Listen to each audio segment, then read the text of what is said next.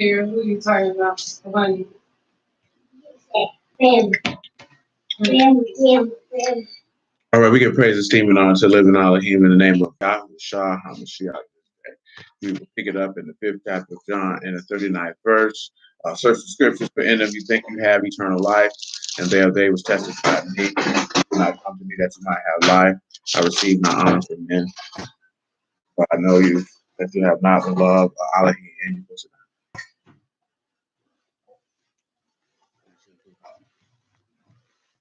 Hold on.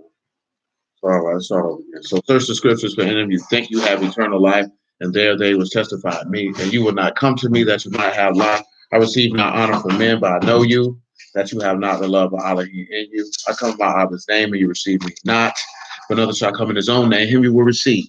How can you believe which receive honor one from another, and not the honor that comes from Elohim only? Do not think that I will accuse you to Abba. There is one that accuse you, even Moses, in whom you trust. Had you believed Moses, you would have believed me, for he wrote to me. But if you believe not his right, as a madman who cast firebrands, arrows, and death, it is as the fire go out. So where there is no talebearer, the strife cease. As coals are burning. Come on. Seriously. As coals are burning to coals and wood to fire, so is the contentious man to kindle strife. There are words of the words of a talebearer are as wounds, and they go down into the innermost parts of the belly. Silver draws. He that dissemble with his lips and lay up deceit within him, when he speak fair, believe him not. For there are 7 abominations in his heart, whose hatred is covered by deceit. His wickedness shall be showed before the whole congregation. Whoso dig a pit shall fall therein, and he that roll a stone, it will return upon him. A lying tongue hate those that are afflicted by it, and a flattering mouth work ruin. So, of course, we've been going through all of that. And, of course, remember he said, believe not him who speaketh fair, because 7 abominations are in his heart. Let's revisit these abominations one more time in Proverbs chapter 6 and verse 16. You can get you 16 to be specific. And Proverbs 24 and Job 5 and probably about verse 10. Job about 5 and 10. Proverbs chapter 6 and verse 16. These 6 things do Yahuwah hate, yea, 7 are abomination unto him. A proud look, a lying tongue, hands that shed innocent blood, a heart that devises wicked imaginations, feet that be swift in running to mischief, a false witness that speak lies, and he that sow discord among. So, with that being said, let's go over here to Proverbs chapter 24. We are going to pick this up in Proverbs chapter 24. I think we started in that one there a little higher. Let's pick it up at verse 10. Proverbs 24 and 10.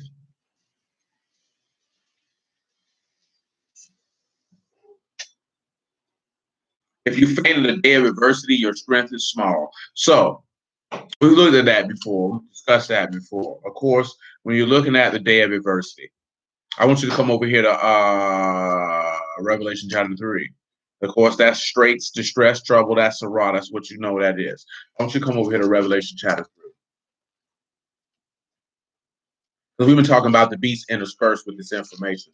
When you sit back and you look at it, a lot of people's strength or co-op their power or their might. We know that our power or might is in the trust in Yahuwah. And because trusting Yahuwah is everlasting strength. A lot of people don't have a lot of faith. We talked about in Revelation chapter 12 how the serpent will be wroth with the woman and go to make war with her. Now, we didn't read in Galatians chapter 4 how the children of the flesh persecute the children of the Ruach as it is this day. The reason why that is important because of what we were discussing on Wednesday in regards to the small amount of people who will be saved versus the people who will not. And the people who will not are the children of the flesh. That's why we read that 1 John chapter 3. About he that commits sin is of the devil. And that why Cain hated his brother, because his works were righteous and Cain's works were evil. See, we get caught up in all this other stuff because we just idealistically want to believe that everybody just loves one another and loves Yahuwah and has a desire to serve him, when the average person on this earth hates Yahuwah with unbridled passion. Remember, he said, if they hate you, it's not man that they despise it, Elohim, because he has given unto us his Ruach HaKodesh, because they hate the breath of Elohim. They hate the words of Elohim. We don't like to deal with that. We don't want to believe that. You don't want to believe the brother who says, Shalom, Aki, can't stand Yahuwah. You don't want to believe that.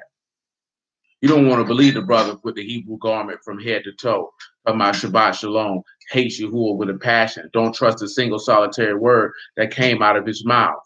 You don't want to believe that. You think because this brother don't eat pork and he posts scriptures all day long on Facebook and talks to everybody around him that he has an unwavering trust and anchor to the soul of the word of Elohim, and he don't believe a single solitary word of it. The text tells us that the things that were written aforetime were written for our learning, and yet we think that we are exempt in this time from the mentality that people had long before any of us were born. Don't let the internet and good feelings deceive you. Very few people upon this planet actually believe in the words of the living Elohim, and in the times of trouble and distress, that is revealed and manifested plainly. Revelation chapter 3. You can pick it up at verse 7.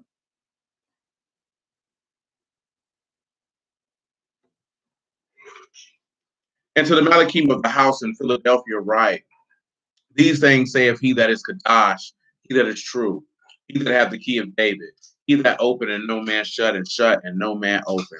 I know your works, and behold, I have set before you an open door, and no man can shut it, for you have a little strength, and have kept my word, and have not denied my name. Look at what he said. They had a little bit of faith. See, pause.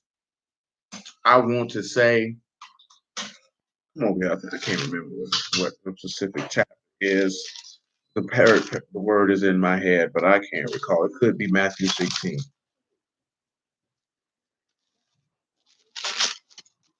Well, it feels like an easy bake oven in here.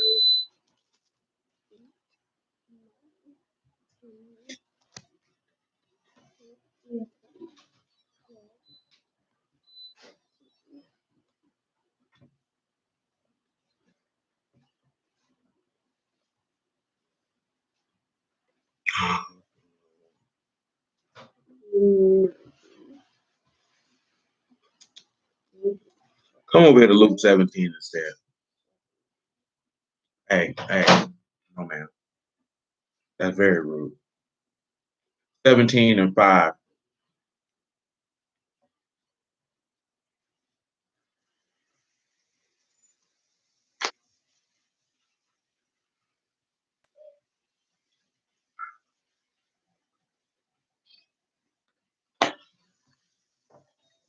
And the apostles is Luke 17 and 5. The apostles said unto the Lord, increase our faith. And the Lord said, if you have faith as a grain of mustard seed,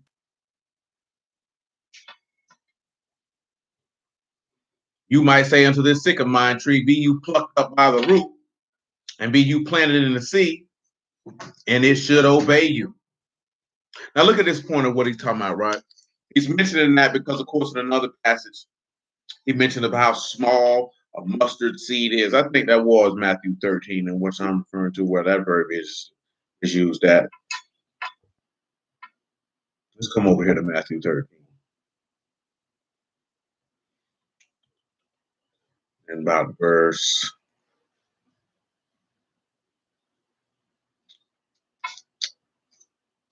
31. Another parable put he forth unto them, saying, the kingdom of Shamahim is like to a grain of mustard seed, which a man took and sowed in his field, which indeed is the least of all seeds, but when it is grown, it is the greatest among herbs, and become a tree, so that the birds of the air come and lodge in the branches thereof. Shalom, man. See, now we talk about this here, and what that is, what is it called? Ezekiel 31. Now look at it when he said the least of all seeds. So What do we take from this here in this aspect? This is an individual who has been humbled, an individual who has been afflicted and suffered for the word's sake. These are some of the things that we're about to witness when we look at Proverbs chapter 24 and begin to look at verse 16. A lot of individuals' faith is small because they have not allowed it to be exercised. You haven't allowed it to be exercised because you despise the chastening of Yahuwah. See, with the chastening of Yahuwah comes humility and the lowering of oneself. So therefore, that's where you look at the least of seeds. Because if you remember in Ezekiel 31, it told you about a tree that sprouted out into a great tree. Let's just not talk about it. Let's just go on over there and look at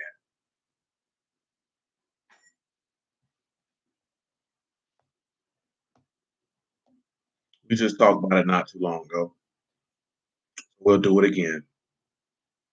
31 and 9, if you would. Ezekiel 31 and 9. I have made him fair by the multitude of his branches, so that all the trees of Eden that were in the garden of Elohim envied him. Therefore, thus saith Yahuwah Elohim, because you have lifted up yourself in height, he that have shot up his top among the thick bows, and his heart is lifted up in his height, I have therefore delivered him into the hand of the mighty one of the heathen, and he shall surely deal with him. I have driven him out for his wickedness. The strangers, the terrible of the nations, have cut him off, left him upon the mountains, and in all the valleys his branches are fallen, and his bows are broken by all the rivers of the land. And all the people of the earth are gone down from his shadow and left him. Shalom, baby. How you doing? I'm all right. Hey, if you do that, you won't get anything. You're not entitled to anything. Just because something is there does not mean that you get to have it. Doesn't mean that it's yours. I don't want to comment. I don't desire one. I didn't ask you to speak. If I desired a rebuttal from you, I would have asked you for one. Thank you.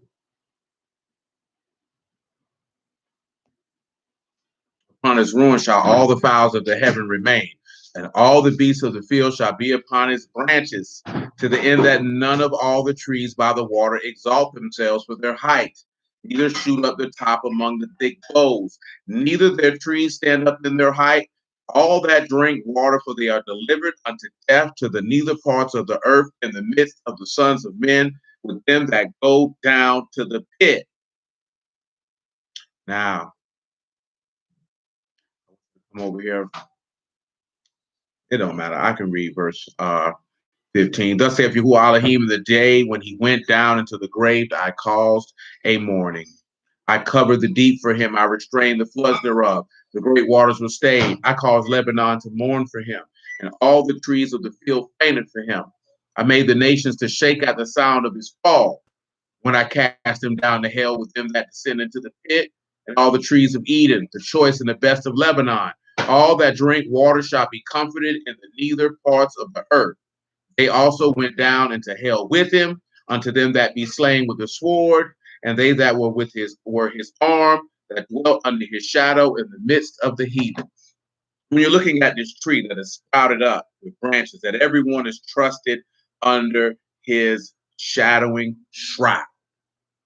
See, when you look at the sycamore tree, this mustard tree, as it's stated in Matthew 13, it states that as it grew up as the least, because of course we just went over this in Ezekiel 31, someone who was lifted up high, i.e. being the son of Elohim from the foundation of the world, is being brought down low, being brought down to the grave. And everyone who is in the grave with him will trust in him, as he, of course, he's coming to minister unto them. So you have to have even just a little bit of faith to get a man's soul saved. See, just take an example of that. What I want to look at for an example of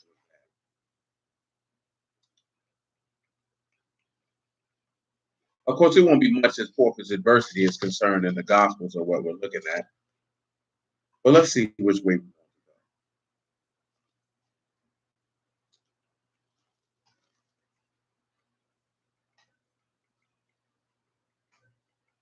Come over here to Luke 18, 19, I suppose. I'll get it. Luke 19 and 5. We'll look at Zacchaeus first, because this is a man who had a little bit of faith, and let's see what that faith got him. And that's just matter of fact, 19:1, because we're not even going to look at what Yahushua said the outcome was. It was just the advent of what he did to manifest the faith that he had. Yahushua entered and passed through Jericho, and behold, there was a man named Zacchaeus, which was the chief among the publicans, and he was rich. He sought to see Yahushua who he was, but could not for the press, because he was little of stature. And he ran before and climbed up into a sycamore tree to see him, for he was to pass that way. Now, this is you sit back and look at this is the level of faith that this man had, that he desired to see the son of Elohim so badly that he climbed up in a tree in order to get a glimpse of him. See, most people look at, I want to see the nigga, but there's too many people around here. I'm going to go back to the house. See, we'll read the part when the Pharisees are talking about, why are you eating with this sinner? And now look at the fact that this man was so desirous not to even have audience with him or to seek anything from him, but just an opportunity to see him, that he would climb up in a tree to bring that to pass. You have the other example of somebody whose faith is the woman who grabbed onto the hem of his garment because she knew that she would be healed. Or what about the Roman centurion who said, you know what, just speak a word. So when you had us, this is why Yahushua did not faint in the day of his adversity, and why in adversity the apostles fled. See, let's take a look at that, if you would. Matthew chapter 26, and then from Matthew 26 to Luke 24.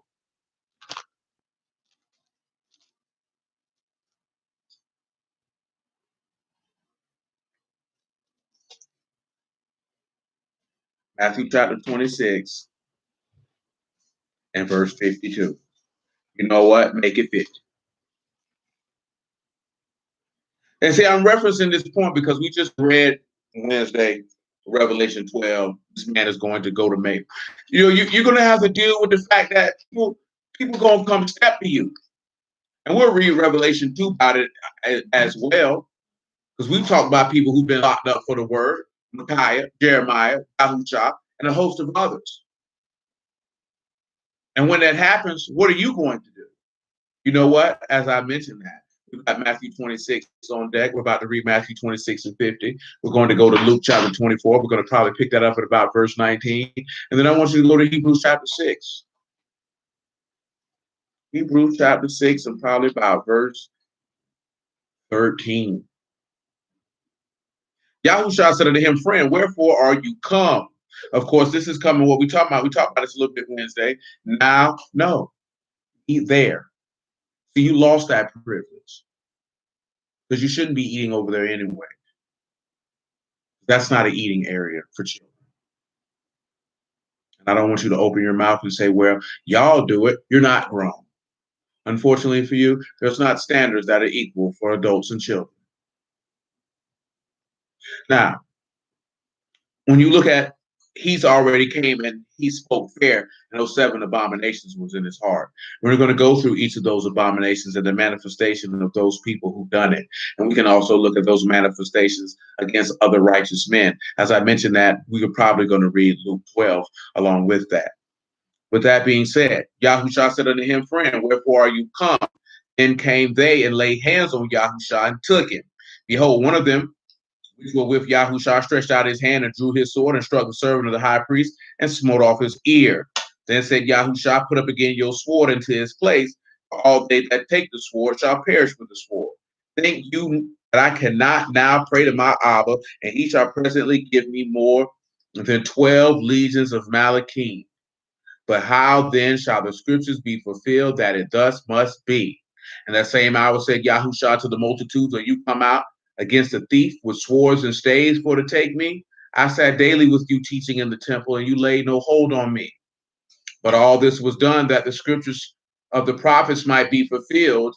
And all the disciples forsook him and fled. Remember, we talked about this not too long ago in Job 19. All my mother's friends are alienated from me, and my breath is strange to my wife.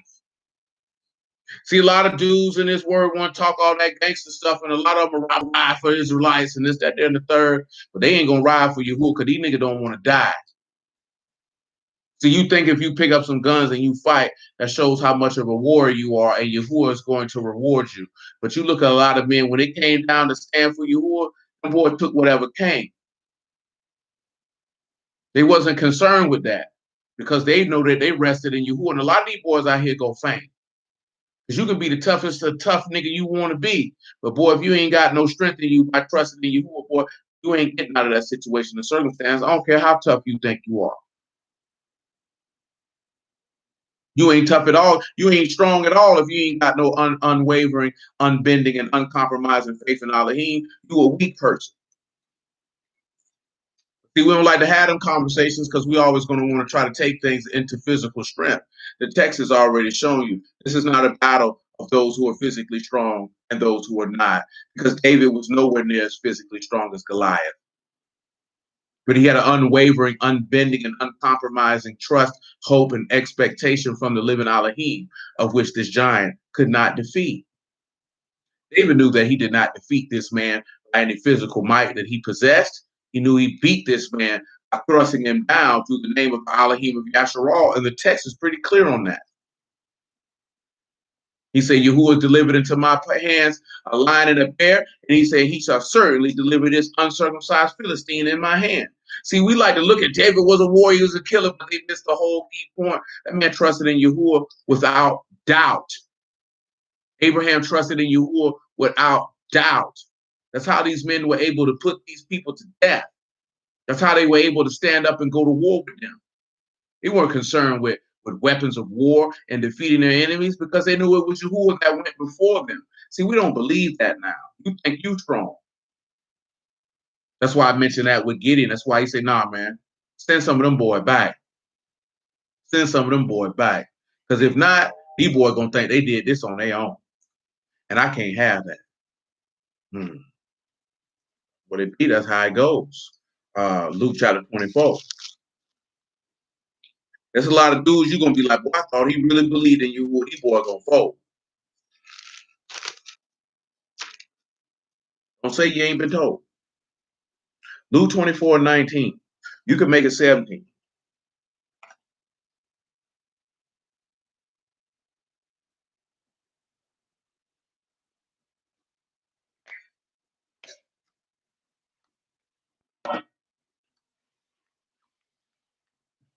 And he said unto them, what manner of communications are these that you have one to another as you walk and are sad? One of them, whose name was Cleopas, answering said unto him, are you only a stranger in Jerusalem? Have you not known the things which are come to pass there in these days? He said unto them, what things? They said unto him concerning Yahushua Nazareth, which was a prophet, mighty in deed and word before Elohim and all the people. And now the chief priests and our rulers, and how, besides all this, today is the third day since these things have happened. These things were done.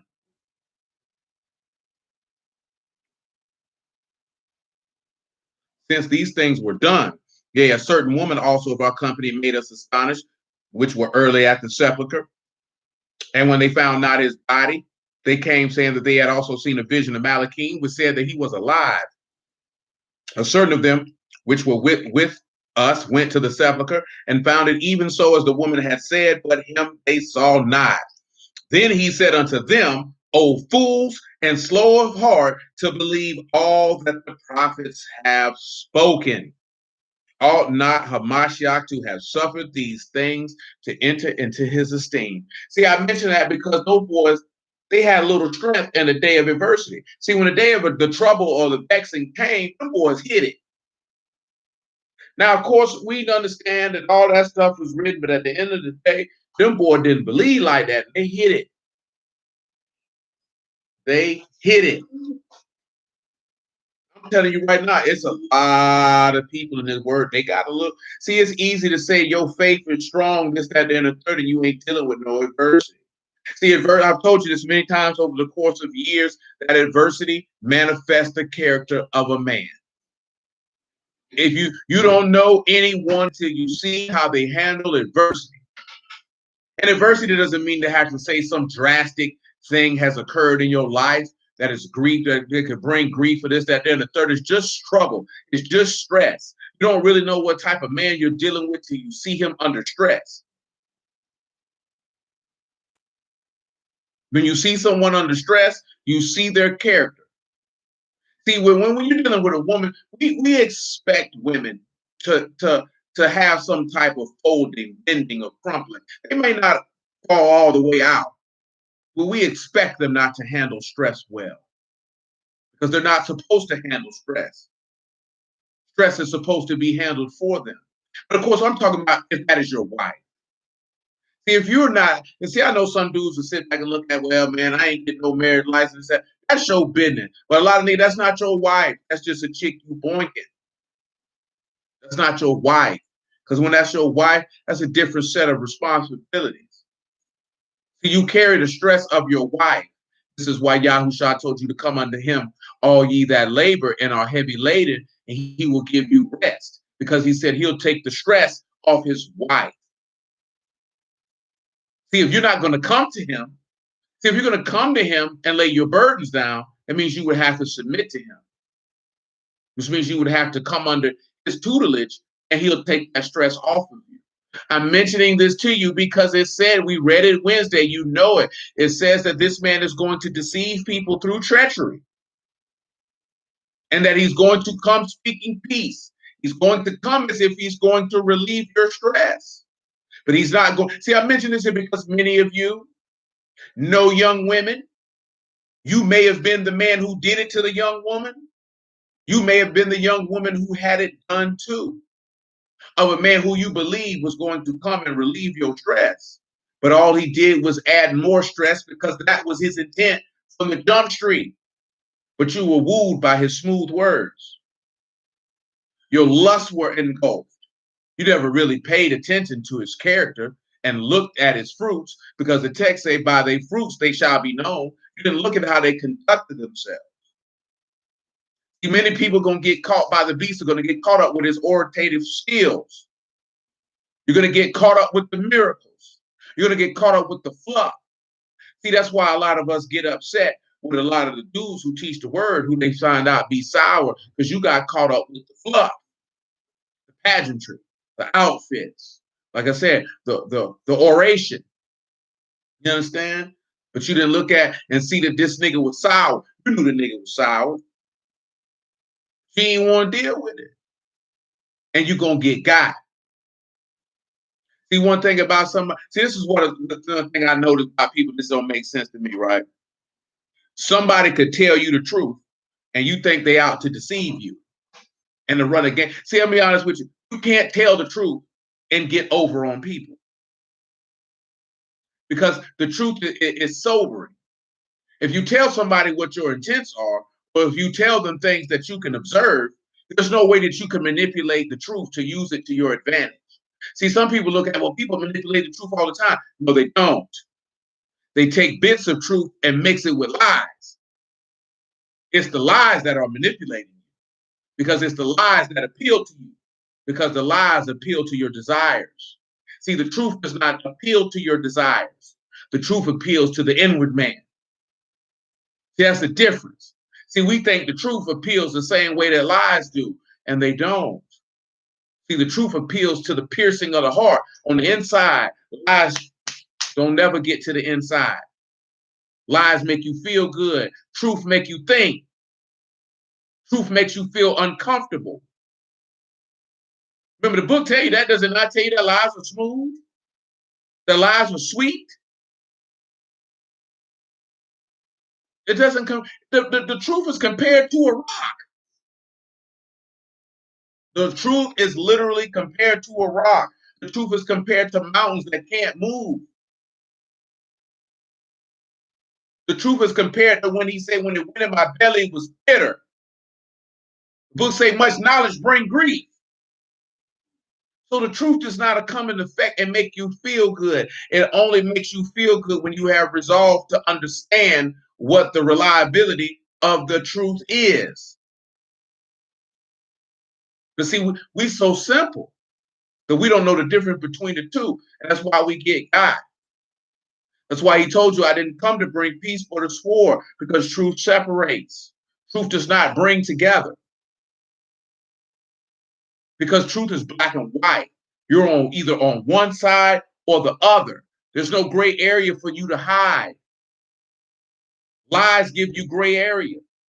Yes, you have things that have gray area when you're talking about situations and circumstance, when you begin to deal with nuance. Yahuwah does not deal with nuance. Yahuwah does not deal with gray area. Yahuwah is black and white, Kadash, unkadash, righteous, unrighteous, just, unjust, evil, good. That's it. There is no in between. And when you manifest something that has no in between, what makes you think that's going to bring people together? Why have we allowed our mind to think, oh, how do you think the beast is going to get the whole?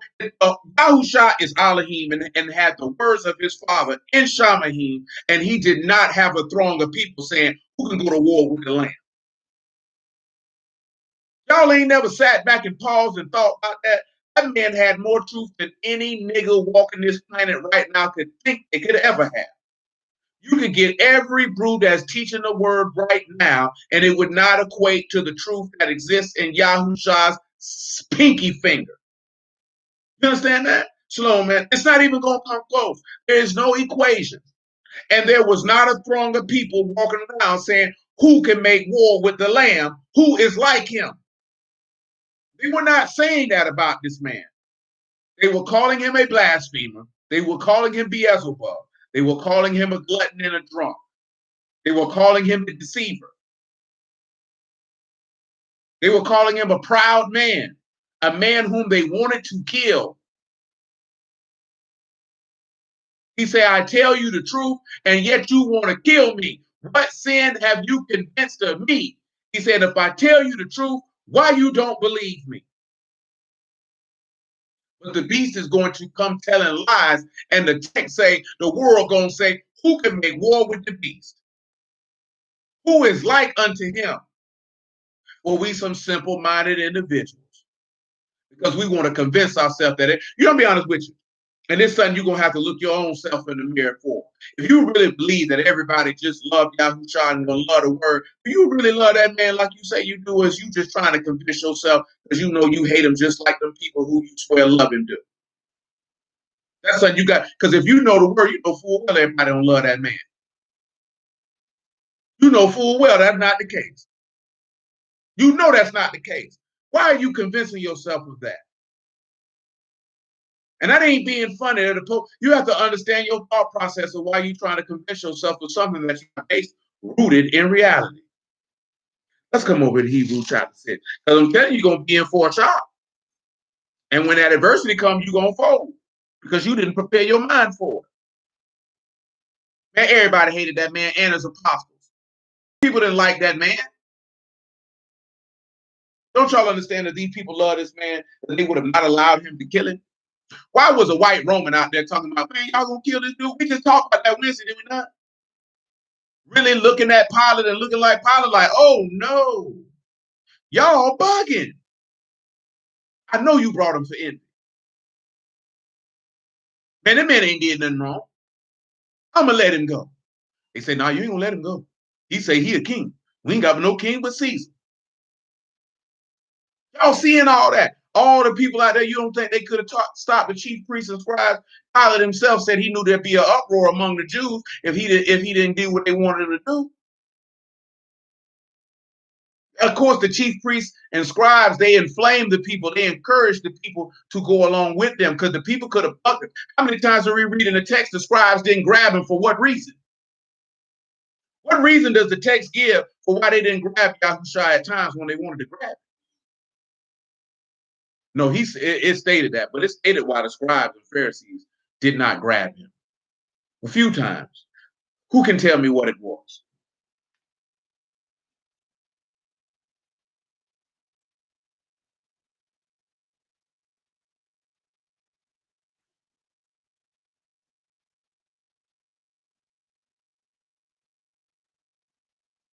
What?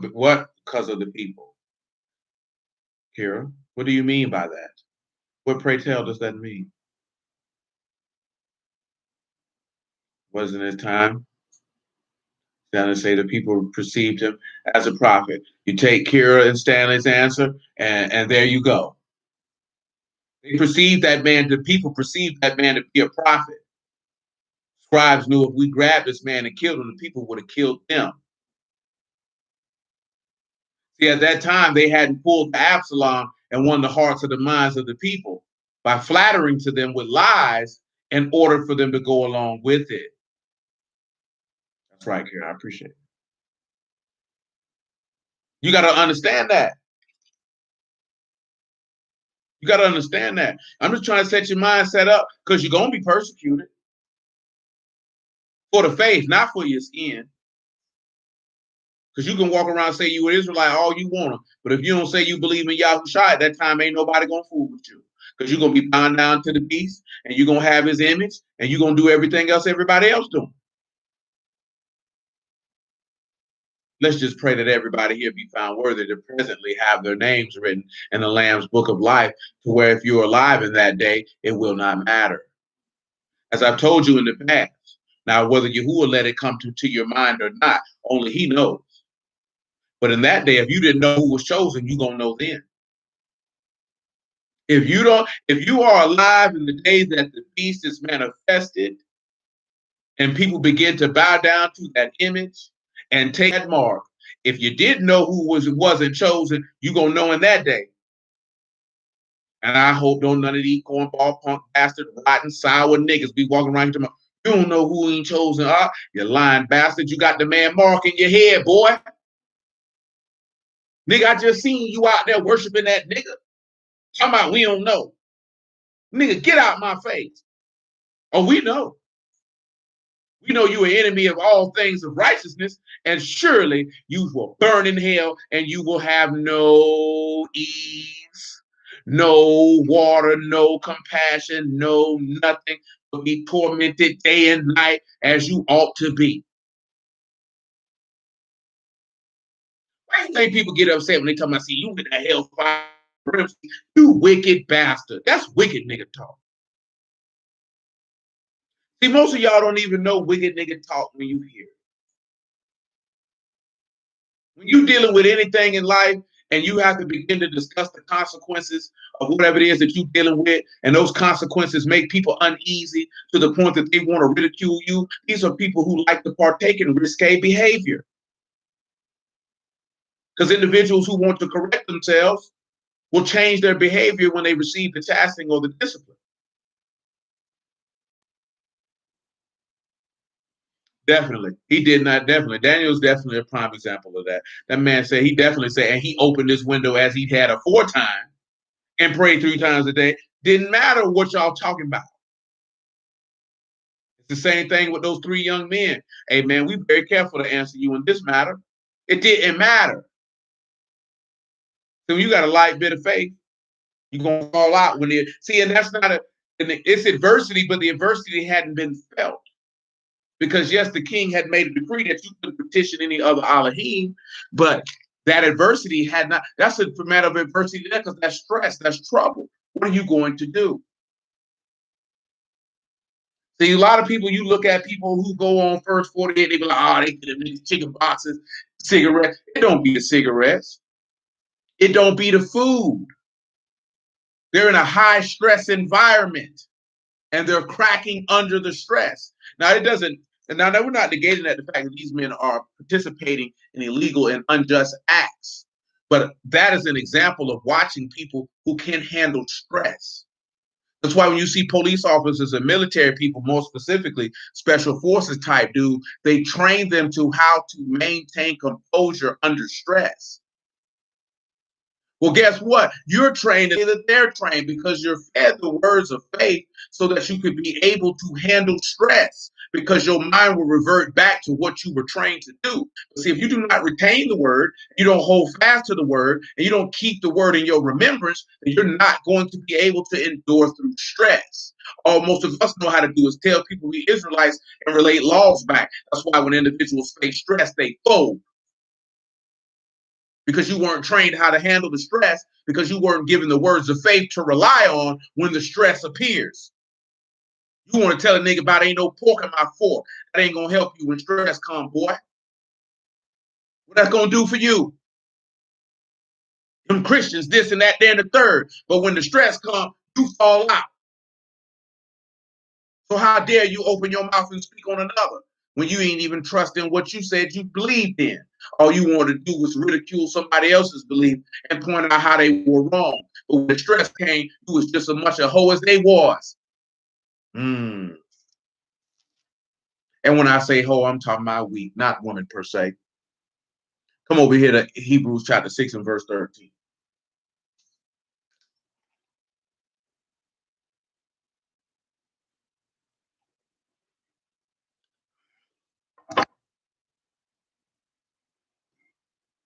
For when Elohim made promise to Abraham, because he could swear by no greater, swear by himself, saying, surely blessing I will bless you, and multiplying I will multiply you. And so after he had patiently endured, he obtained the promise. But men truly swear by the greater, and an oath for confirmation is to them an end of all strife, wherein Elohim willing more abundantly to show unto the heirs of his promise the immutability of his counsel, confirmed it by an oath, that by two immutable things in which it was impossible for Elohim to lie, we might have a strong consolation or strong comfort, who have fled for refuge to lay hold upon the hope set before us, which hope we have as an anchor of the soul, both sure and steadfast, which enter into that within the veil. Wherefore the forerunner is for us, entered even Yahushua, made a high priest, even after the order of Melchizedek, just because he said we have a hope. Job chapter 19, verse 25, and then back to Revelation chapter 3. Mine is extremely hot.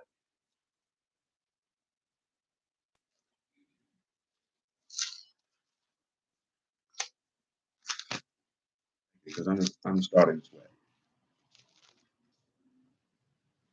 Job 19 and 25. For I know that my Redeemer live, and that he shall stand at the latter day upon the earth. And though after my skin worms destroy this body, yet in my flesh shall I see Elohim, whom I shall see for myself, and my eyes shall behold, and not another. Though my reins be consumed within me. See, that's your hope, that you know your Redeemer live, and he'll stand on the latter day upon the earth, and you're going to see him. That's your hope. Who is he that overcome the world? But he that believe that Yahushua is the son of Elohim. This is our victory, even our faith. If you know that your Redeemer has overcome the world, and he'll stand at the latter on the earth at the latter day. See, that's what's going to allow you to endure, so you don't fall out. Back to Revelation chapter 3. I got to crank it up a notch. A lot of things that I need to go over before we depart. We're in Revelation 3 and 9. I'll read 3 and 8 one more time. I know your works, and behold, I've set before you an open door, no man can shut it. For you have a little strength, and you kept my word and not denied my name. See, if you just got a little bit of strength, you can keep the word and not deny it. Notice what he said, you ain't denied my name. There's people who deny his name by their works. Let me just tell you that one time in Titus, real quick, like Titus 1.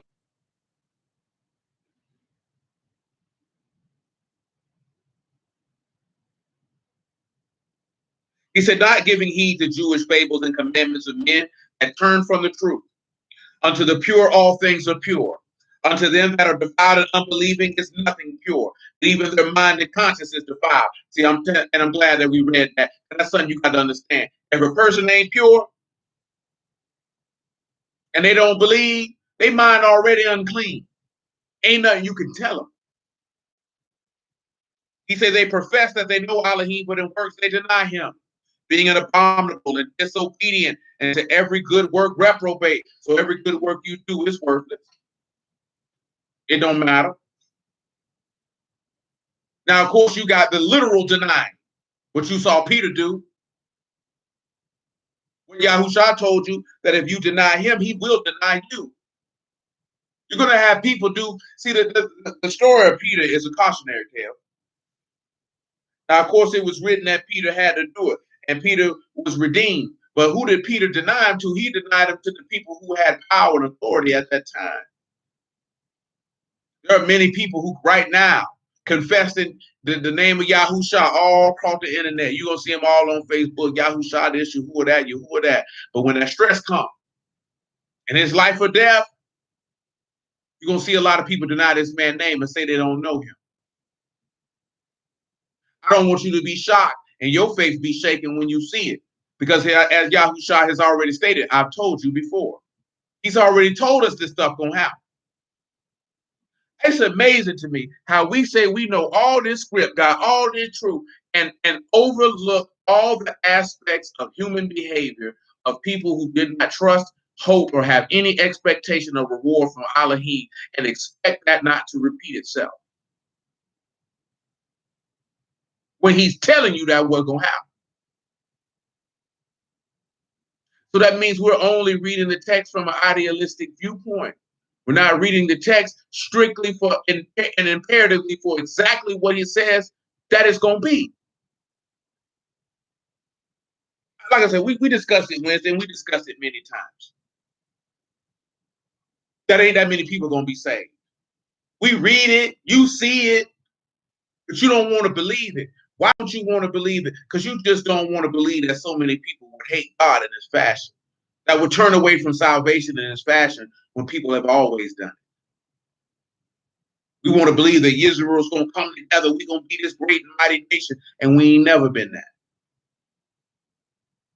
We ain't never been that. Not the great and mighty nation part, but a swath of large amount of individuals who had one heart and one mind knit together in heaven with Elohim. We ain't never been that. It's never happened. Not over a continual period of time. That's never happened. Because everybody doesn't have the same measure of faith, and we don't want to believe that. You want to believe that people believe like you do, that they got confidence in them like you do, and they don't. This is why Paul stated in one of his epistles that he does not look at men above that which is written. And I implore each and every one of you to start doing the same if you have not done so already. But you don't need to look at anyone above that which is written, because you're going to be disappointed. Because if Solomon has came out and told you that he searched through all these men and only found one, I don't know what make you think a whole bunch of dudes in 2021 who all of the outfits on and put on all these fancy shows and make all these videos, that all these dudes gonna ride and not fall. Definitely. Unfortunately, that is the majority of the time. That's the only time we did come together, which was to do wickedness, unfortunately. And that's sad to say. But it is what it is. And I'm not saying that to discourage anybody, because if you got brothers you can kick it with and build it, regardless of where they're from and where they fellowship, by all means do so. By all means. But if you're just looking for why all the camps can't come together, why all the assemblies can't come together for what? Dude's not even on the same page of the mystery of Mashiach. We ain't even in the unity of the faith. Come together for what? To do what? And the first thing we talking about is to build up the nation. So you ain't even talking about nothing that's going to be beneficial to these people's soul. It's just natural stuff. Man, it's nothing for Yahuwah to give you no bit of land and some infrastructure, boy. You act like that's difficult for him to do. That in itself, when we had that thought process, is a lack of trust in Yahuwah. There's nothing for this man to say, you know what? Man, give my people this whole area of land, man, and get them something. I don't even know how this man operate. This man make people give his people. Do you recall that? Did you ever make this people get anything off the muscle?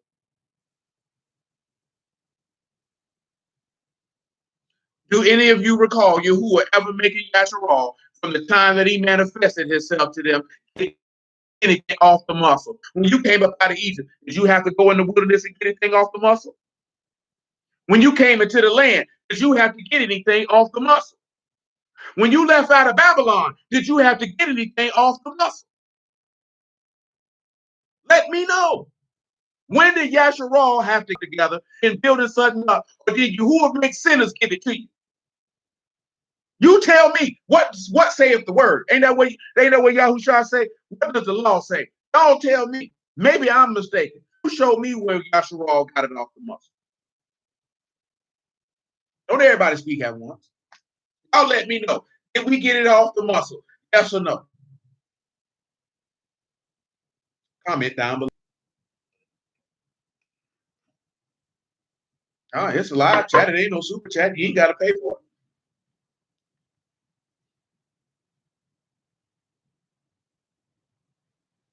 Don't nobody know. Ain't nobody show. Ain't nobody willing to take a roll of the dice. Did you get it off the muscle or no? Did we ever?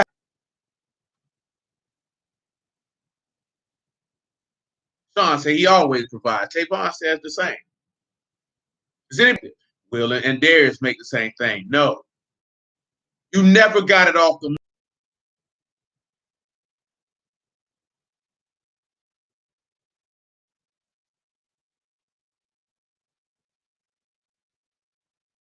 Come over here to Ecclesiastes chapter 2. Pick it up at verse 22. That's where. Where do you see that? All came together and pulled their resources and got it out the mud, strictly off the muscle. What I see is an Elohim who is a faithful and just Elohim who provides for his offspring and his wife. She never had to get anything off the muscle. He made sinners give it to her. He got it. Nah, y'all hit my old lady off. I don't know what y'all got going on. That man told you when you leave about this captivity, you're going to spoil these people. You think you serve. And see, I'm mentioning that because we like, where our schools at, where our hospitals at. If you wanted you to have some, you would. But see, if you tell that to Matthew, man, take no thought for your life, just to see people respond. People are, oh, you got to deal with reality, all type of stuff. They don't believe in the man, they don't trust him. They ain't talking about going through ho hum hum. Oh, I ain't got to do this or do that because you're a man. You have to do what you got to do. You have to. You know you ain't got to worry about that. He already know you have need of that. Things you gonna run. See, that goes back to what I was talking about. When you look, I get it off the muscle and put that type of stress on her. What type of man you think you married to? Because that's what you'll do. You'll put the stress on her and tell her to get it off the muscle. Oh, baby, you got to go out here and build that and do that. You know what I'm talking about? I'm going to just sit back over here, because you got to, show how strong he is so we can come together as a family. See how stupid that sounds?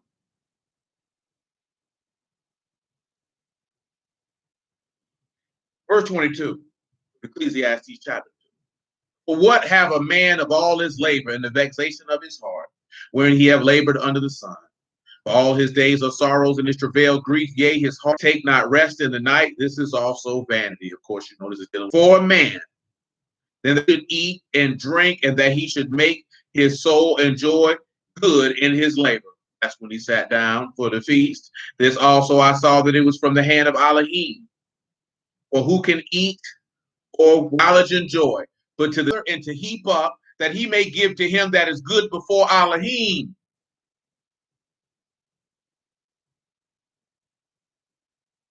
Elohim. This is also vanity and vexation of Ruach. See, he made the sinner get all their stuff and give it to those that are good to him. That's what Yahuwah does. Quote social activists and type of stuff that we want to put together. And your forefathers never did any of this. Didn't even run across their mind. And they were probably way more wicked than we are. Because at least you got an excuse for being wicked. You never heard of him. You're a special type of evil.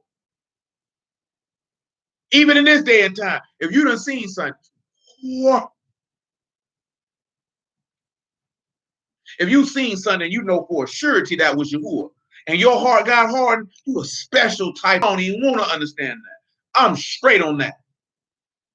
Man, not as in how that colloquialism is used, that he's stupid. When I say he a much better man than me, he had a much more fortitude of patience, mercy, and compassion to even delve into, want to desire to understand that type of father. I don't have that level of patience, mercy, and compassion that Solomon possessed to even want to desire to understand that type of father. Could I be able to understand that type of father? That's a seek to understand that. That's why he's a much better man. That's a higher level of godliness to exist in the man to seek that out. See, again, that's something that we're not looking at that and paying attention to the stuff that this man was seeking out.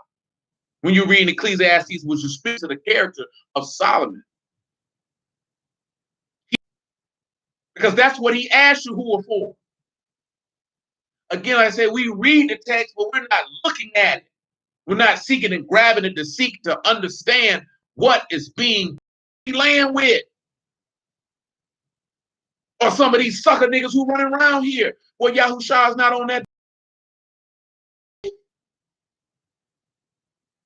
He ain't gonna have his wife force his wife to do this and do that.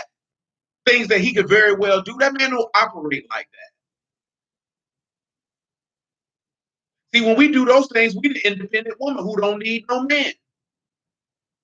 We got to build up our nation. That's what you is. You're the very woman you say you despise. I don't need no all of that. You don't want to deal with that. We keep telling y'all that woman is a reflection of you. She reflects how you treat your husband, but you don't want to see that because you feel like you are without spot, wrinkle, or blemish, and that you can move with impunity, but you who is displeased.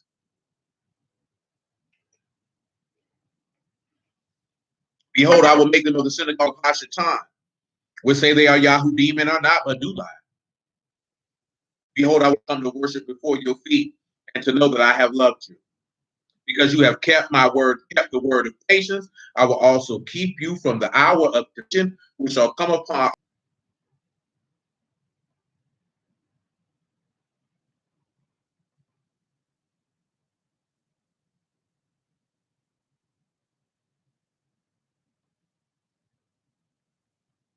Take your crime. It's because he wants you to go ahead and fall out from that temptation.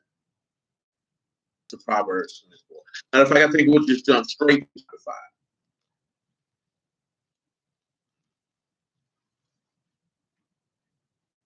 Luke chapter 22. Like I said, you were willing. And most of y'all who've been around here no, it's just that's what it's doing. And they're gonna have to suffer it.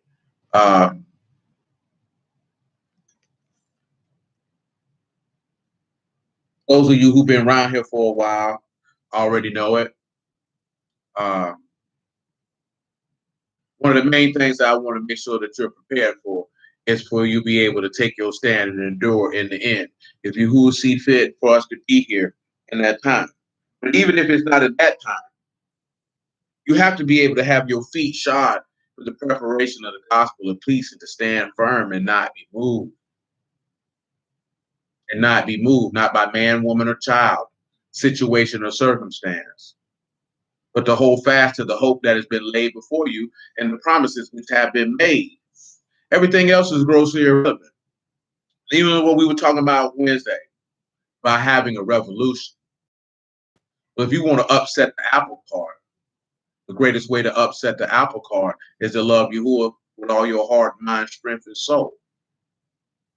Because you're creating a revolution in a world that can't be seen. Because there are Malachim that stand at the right hand of all the righteous. He told you that his eyes go to and fro throughout the whole earth to show himself strong on behalf of those whose heart is perfect towards him. That is not just miscellaneous words. That's a true story. There are unclean spirits out here seeking for souls to torment, people to tempt, to get them off, is to just serve your God, to love him and to love your brother. There's no greater revolution than that. Because it's not our job to overthrow the world. Independent woman, you in competition with your man. You're trying to do what your man do instead of letting your man be the man and play your position. You're not your husband. You're not going to do what your husband is going to do. That's not your job. If he wanted you to overthrow the governments, he would have you do that. If he wanted you to overthrow anything, he would have you do that. He doesn't have a desire for you to do that. He has a desire for you to be his helpmeet. And how do you help him? By spreading the gospel, by word, deed, ruach, and in truth. That's what he desired his wife to do. He don't need you to pick up no gun and fight nobody. He don't need you to pick up no sword and fight nobody. What type of man would have his wife fight his battles? But again, that's what we at with it. Don't even see it. Can't even see it. Because we're so clouded with judgment. But I get it though, I understand, especially for our dispensation of time. That's why I told you, that's why they can give you an American skin. That's why they'll give you a Judas and the Black Messiah. That's why they'll give you One Night in Miami. That's why they'll give you those images. Because they want you to believe that your husband is not going to do what he said he was going to do. That your husband is not a man of his word. That he's not a stand-up individual. That he's not a protector nor provider. And that he will not relieve your stresses. That's what they want you to believe. And we bought it. See, you bought a different type of feminism. You got mad at the women for buying feminism and you bought it. But your feminism is called humanism. You believe you God. Y'all ain't read. That's another conversation. Luke 22 and 20. Likewise, also the cup after supper, saying, this cup is the New Testament in my blood, which is shed for you. But behold, the hand of him that betrayed me is with me on the table. And truly the Son of Man go as it was determined, but woe unto him, to that man by whom he is betrayed. And they began to inquire among themselves which of them it was that should do this thing. And there was also strife among them, which of them should be accounted the greatest. He said unto the kings of the Gentiles, exercise lordship over them, and they that exercise authority upon them are called benefactors. You shall not be so, but he that is greatest among you, let him be as the younger, and he that is chief is he that do serve. For whether is greater, he that sit at meat or he that serve? It's not he that sit at meat, but I am among you as he that serve. You are they which have continued with me in my temptations, and as I appoint unto you a kingdom, as my Abba have appointed unto me. But notice what he said, you are with me that were in my temptation. And why are we looking at that? Because when your strength is small, when you face temptation, when you face that adversity, that testing, or that trial, you're going to fall. Let's see what temptation means in the Greek. It might be in the Hebrew too, but let's see. I know tempt is, but let me see if temptation.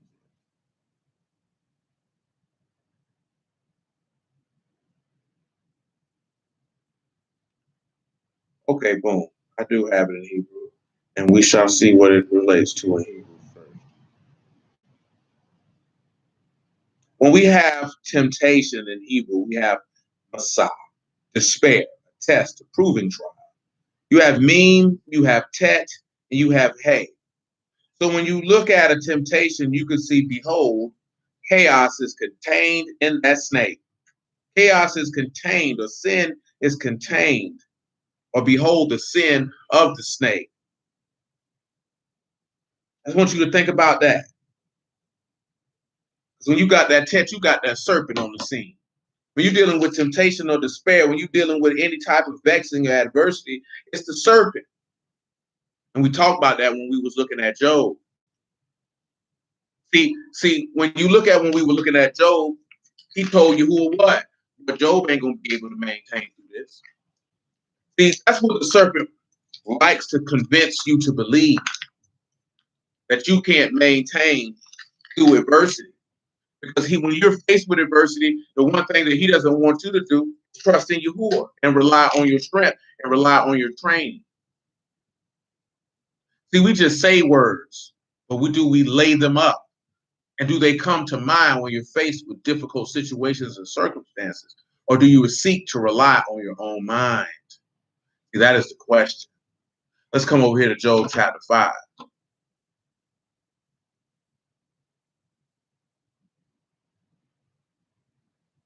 I said verse 10, but we'll pick this up at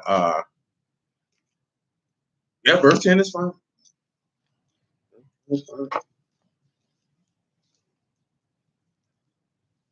Verse 10 is fine.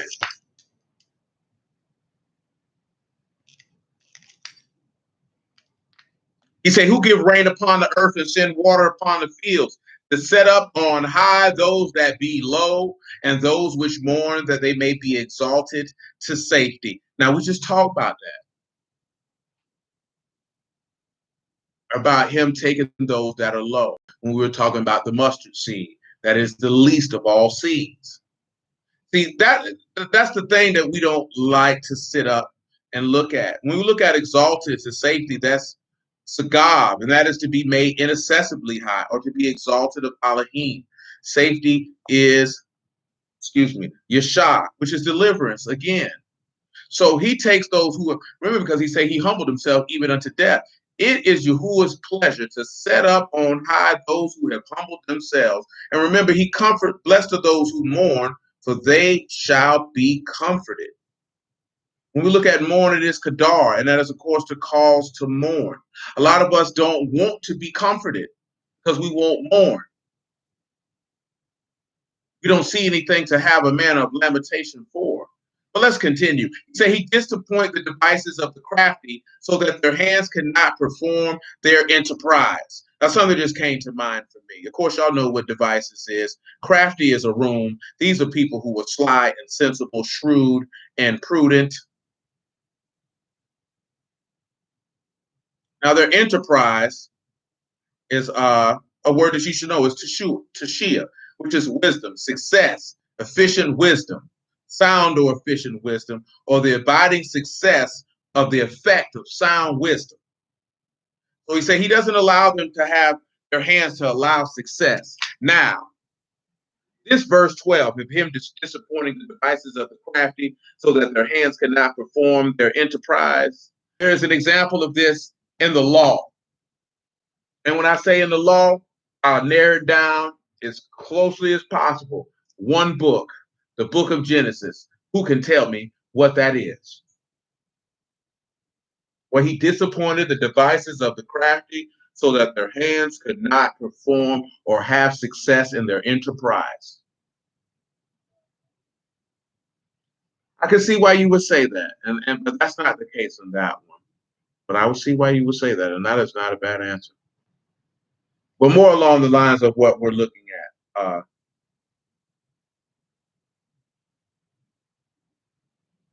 Someone who was overthrown. When we're looking at somebody speaking fair in their heart, 7 abominations are in it, they were overthrown. And some of those 7 abominations were present. I want to see who can narrow that down in the book of Genesis and of what I'm referring to. Because we're going to go read it. You mentioned Lebanon and his cattle. Oh, Laban and his cattle. I can see why you would say that. That's not a bad answer. That wasn't the one I was looking for, because D mentioned the Tower of Babel, and that wasn't a bad answer. You mentioned Laban and his cattle, and that's definitely not a bad answer. Those are definitely accurate. Not the one I was looking for, but I can dig it. And I could definitely pull one, if not all 7 of those abominations. But that's not the one we're looking for.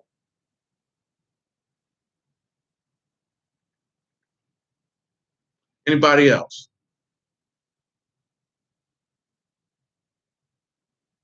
Anybody? What about you, little muffin?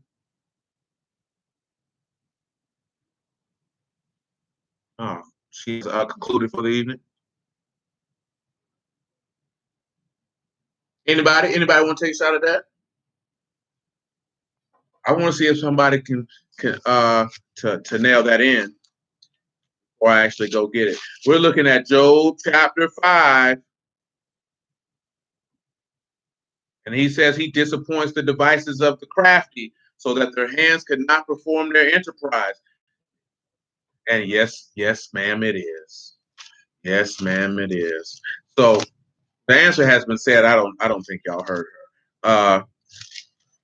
But can anybody tell me in the book of Genesis where the devices of the crafty were disappointed so that they could not have abiding success by reason of their wisdom? And of course, disappoint means to frustrate or to break or to make ineffectual. Yeah, I can see why you would say that with the woman with Joseph. Joseph is that man that we are referring to. I want you to come over here to look at this here where you can see some of the 7 abominations. See that someone speaking fair, and those 7 abominations was in their heart.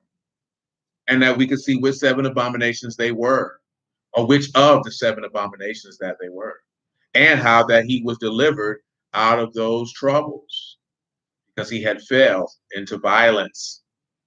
Nevertheless, Genesis chapter 37, verse 4, make it 3.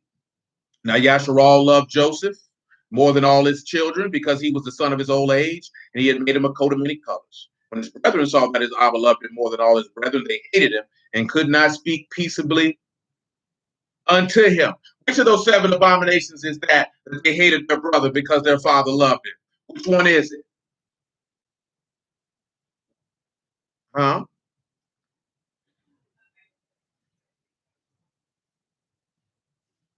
The hatred without a cause. Let's make sure that's what it is. Which one of these 7 abominations is this?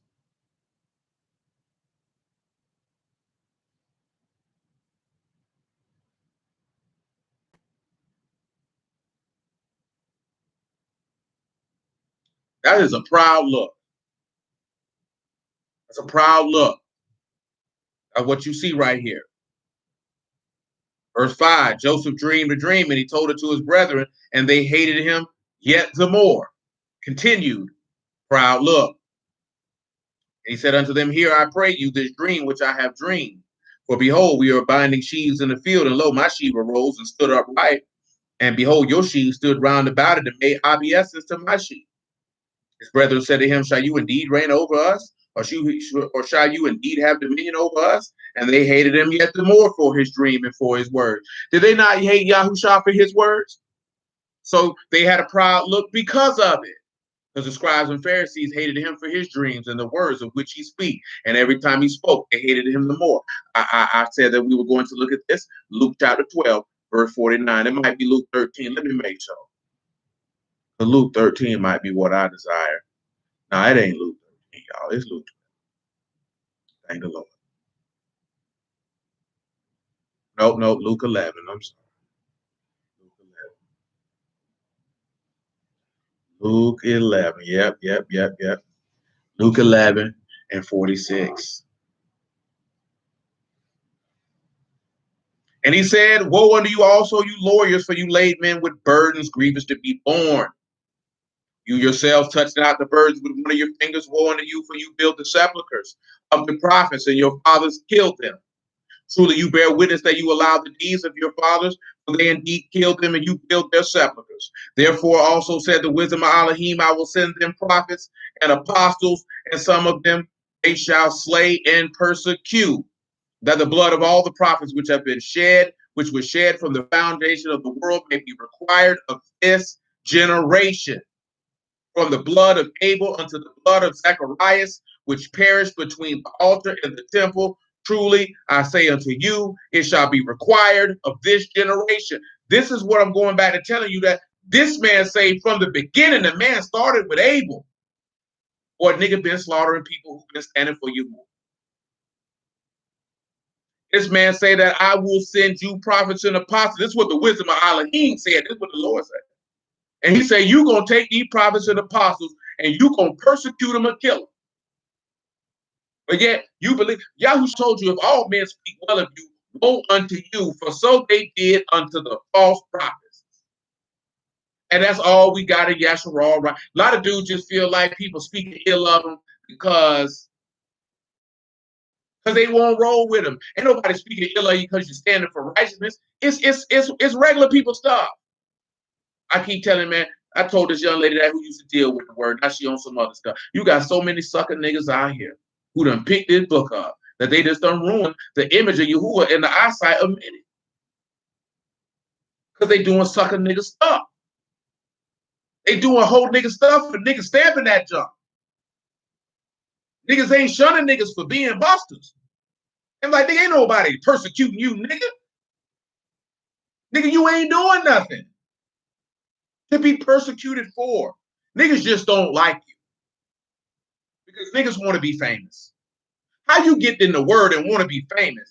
Do you know how much of a square and a lame and a sucker you got to be to want to be famous off the word of Elohim? Just sit there and think about that. How low of an individual do you have to be on the inside as far as your self-view, of how you view yourself and your self-esteem, that you want to be famous off the word? You a special type of nigga. It ain't right.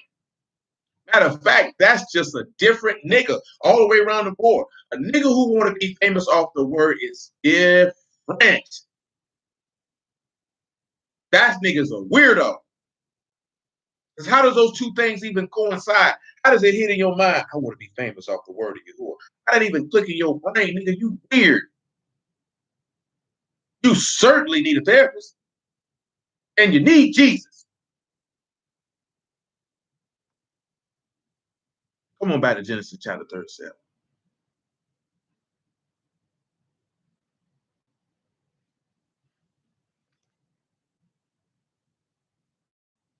Where we at it with it, man? Verse 9. We don't need to read all of that because we're short on time anyway. Come to verse 12. Matter of fact, verse 11. Of course, I got to read all of it now. It's going to be incomplete. So verse 9. And he dreamed yet another dream and told it to his brethren. Behold, I dreamed a dream more. Behold, the sun, moon, and 11 stars made obeisance to me. He told it to his father and then to his brethren, and his father rebuked him and said to him, what is this dream that you have dreamed? Shall I and your mother and your brethren indeed come to bow down ourselves to you, to the earth? And his brethren envied him, and his father observed the same. So again, a proud look. Verse 12. And his brethren went to feed their father's flock in Shechem. Yasharal said unto Joseph, do not your brethren feed the flock in Shechem? Come and I will send you unto them. And he said, here am I. He said to him, go, I pray you, whether it be well with your brethren and well with the flocks, and bring me word again. So he sent him out to the vale of Hebron, and he came to Shechem. And a certain man found him, and behold, he was wandering in the field. And the man asked him, what seek you? And he said, I seek my brethren. Tell me, I pray you, where they feed their flocks. See, everything that's coming down from verse 1. I could go the whole different direction with it. But y'all willing, we'll revisit that. Because I think we've done it in the past. If we haven't, we certainly will. You will permit in the future. And the man said, they are departed hence. I heard them say, let us go to Dothan. Joseph went after his brethren and found them in Dothan. And when they saw him afar off, even before he came near unto him, they conspired against him to slay him. Now they want to shed innocent blood. Now they have a heart that's devising wicked imaginations. And now their feet are going to be swift and running to mischief. And they said one to another, behold, this dreamer come. Come now, therefore, let us slay him and cast him into some pit, and we will say some evil beasts have devoured him, and we shall see what will become of his dreams. And now we have a lying tongue and a false witness that is prepared to speak lies. And Reuben heard it, and he delivered him out of their hands and said, let us not kill it.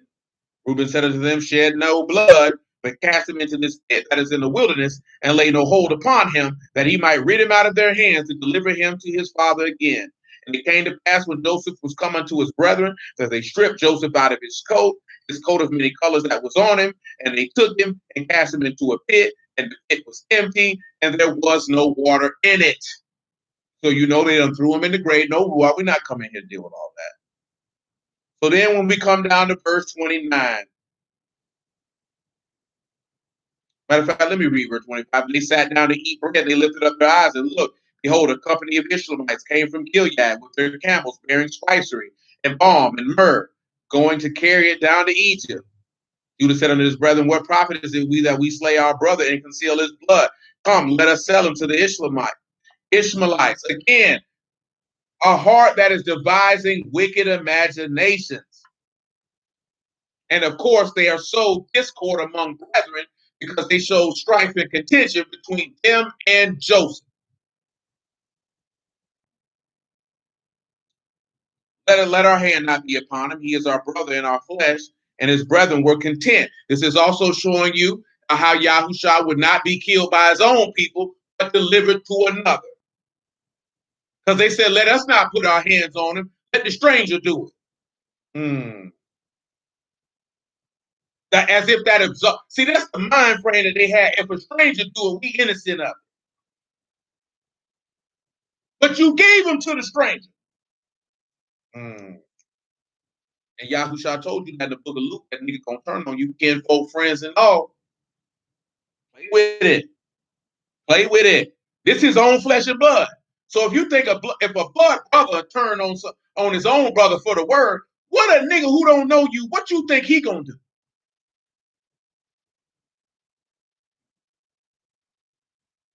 because you speaking a word he don't like now.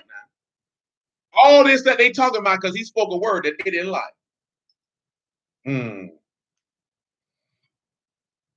And there passed by Midianites, merchantmen, and they drew and lifted up Joseph out of the pit and sold Joseph to the Ishmaelites for 20 pieces of silver. And they brought Joseph into Egypt. And Reuben returned unto the pit, and behold, Joseph was not in the pit, and he rent his clothes. Yeah, they set dudes up on there. They definitely set him up like dude on the block. And he returned unto his brethren and said, the child is not, whither shall he go? And they took Joseph's coat and killed a kid of goats and dipped the coat in the blood.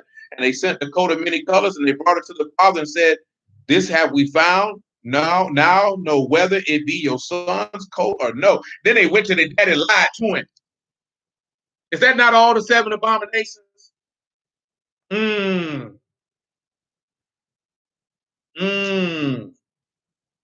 he knew it and said, it's my son's coat. The evil beasts have devoured him. Joseph is without, rent in pieces. Jacob rent his clothes and put sackcloth upon his loins and mourned for his son many days. Well, you got this man around here sad for his son. His son ain't even dead. And his son's looking at daddy dead in the face and know what they did.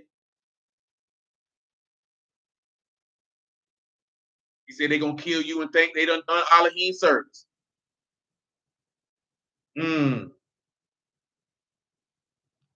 How we think this not going to happen again? You think that's not going to happen again? Oh, you thought that was just mutually exclusive to Joseph. Oh, I get it. I understand. All of his sons and daughters rose up to comfort him, but he refused to be comforted. And he said, I will go down into the grave until my son mourning. That says, but you know how evil your heart got to be to watch your daddy go through all that pain because you mad about what your brother said.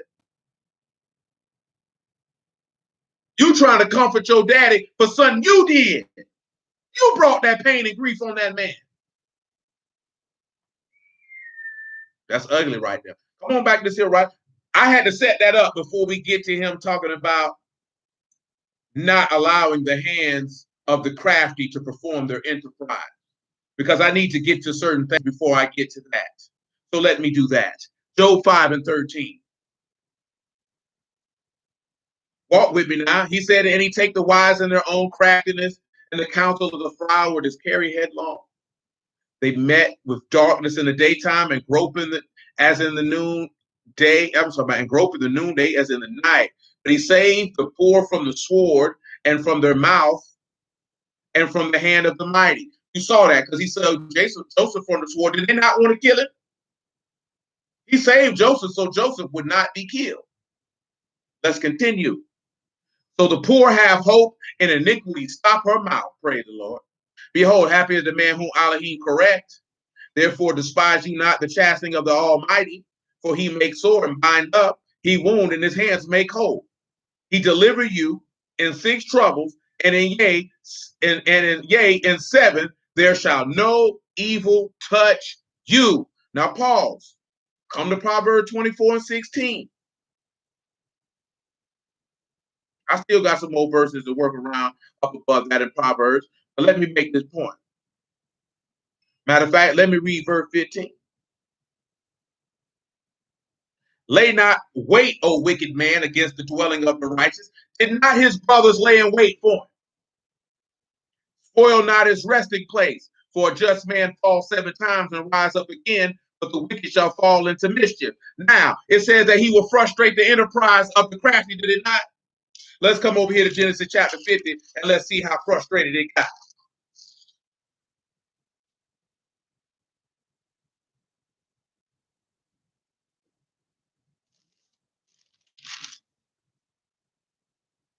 Genesis chapter 50, verse 15. Make it 14. I get straight to the point. Now we know, supposed to be looking. See, Joseph had to be there to give the vision to the Pharaoh. All that well and good.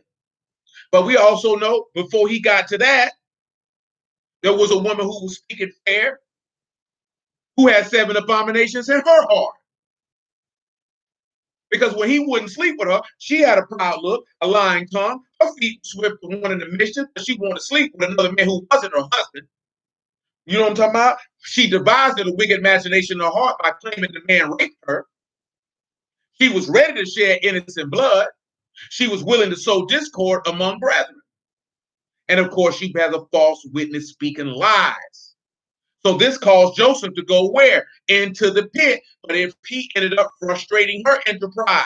But of course, you know, he was in there, broke down a dream. He told Pharaoh years on down the line. He gets out, break down Pharaoh's dream. He comes up out of the pit, sit at the right hand of Pharaoh. He's likened to Yahusha ascending to his father, sitting at his right hand. But now let's look at Psalm 50. So you see the 7 abominations twofold. I believe in time past we done did this before, but if we haven't, thank the Lord. But I lean to say that we have. Genesis chapter 50 and verse 14. Joseph returned into Egypt, he and his brethren, and they all went up to bury his father. And after he had buried his father, when Joseph's brethren saw that their father was dead, they said, Joseph will peradventure hate us and will certainly requite us all the evil which we did unto him. All manner of blasphemy can be spoken against the son shall be what? Forgiven him. And they sent a messenger unto Joseph, saying, your father did command before he died, saying, so shall you say unto Joseph, forgive, I pray you, now the trespass of your brethren and their sin.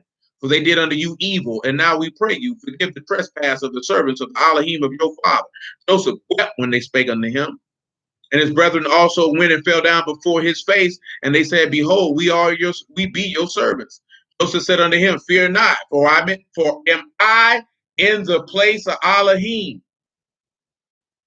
But as for you, you thought evil against me. But Elohim meant it unto good, to bring to pass as it is this day, to save much people alive. Now, what was their enterprise that they were seeking to do? They were seeking to kill someone. Those scribes and Pharisees we talked about it Wednesday, they put together a plot so they could do what? Kill someone. But what they thought to do was evil actually worked out to the good, to save many people alive. So when you see a just man falling 7 times, but he'll rise again, you see, because Joseph was a righteous man, he had done no wrong, not to his brothers nor to that woman. And he rose again because he fell into those 7 abominations, or fell those 7 times. He fell in those 7 troubles, and Yahuwah delivered him from those. See, and again, and it was each time, it was somebody who was speaking fair, who had those abominations in their heart. That woman had them in her heart, that man and Joseph's brothers had them in their heart. And so does the beast. Because we looked at that on Wednesday, when the beast sat back and said that he's going to speak with peace, that he's going to have horns of a lamb, but speak like a serpent. So do not be deceived that this beast is going to come through. He's already got a proud look because he say he God.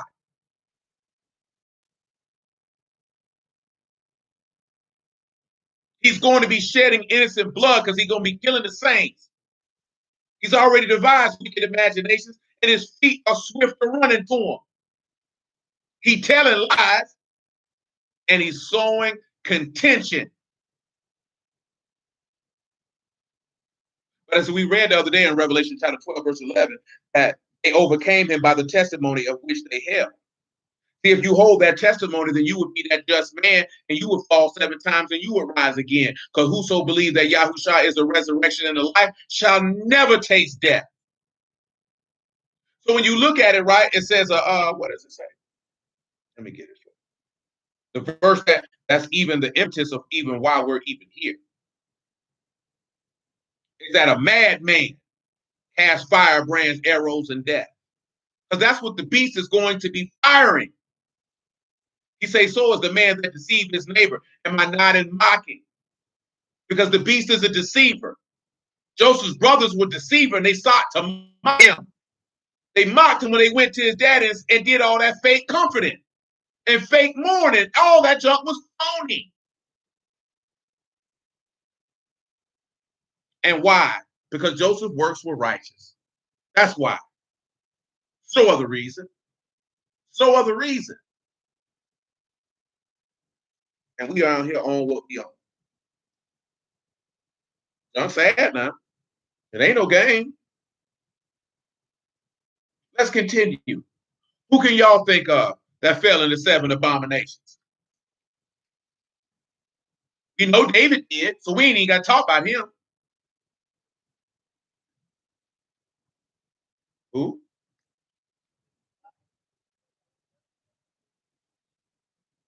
You can go with Elijah.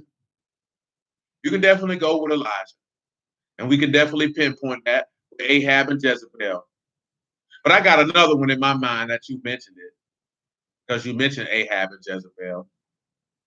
We'll look at Elijah, and we're going to look at the one who just came to my mind. Well, who do y'all got, who y'all can think of, who fell into these 7 troubles? And the reason why Samson, yeah, we didn't talk about Samson before, and Samson definitely did. I know we looked at Samson and did it. Now, Job did not, because Job was tempted of the adversary. It wasn't somebody who actually came and did that to him in the flesh. Because everything that happened to Job was under the adversary.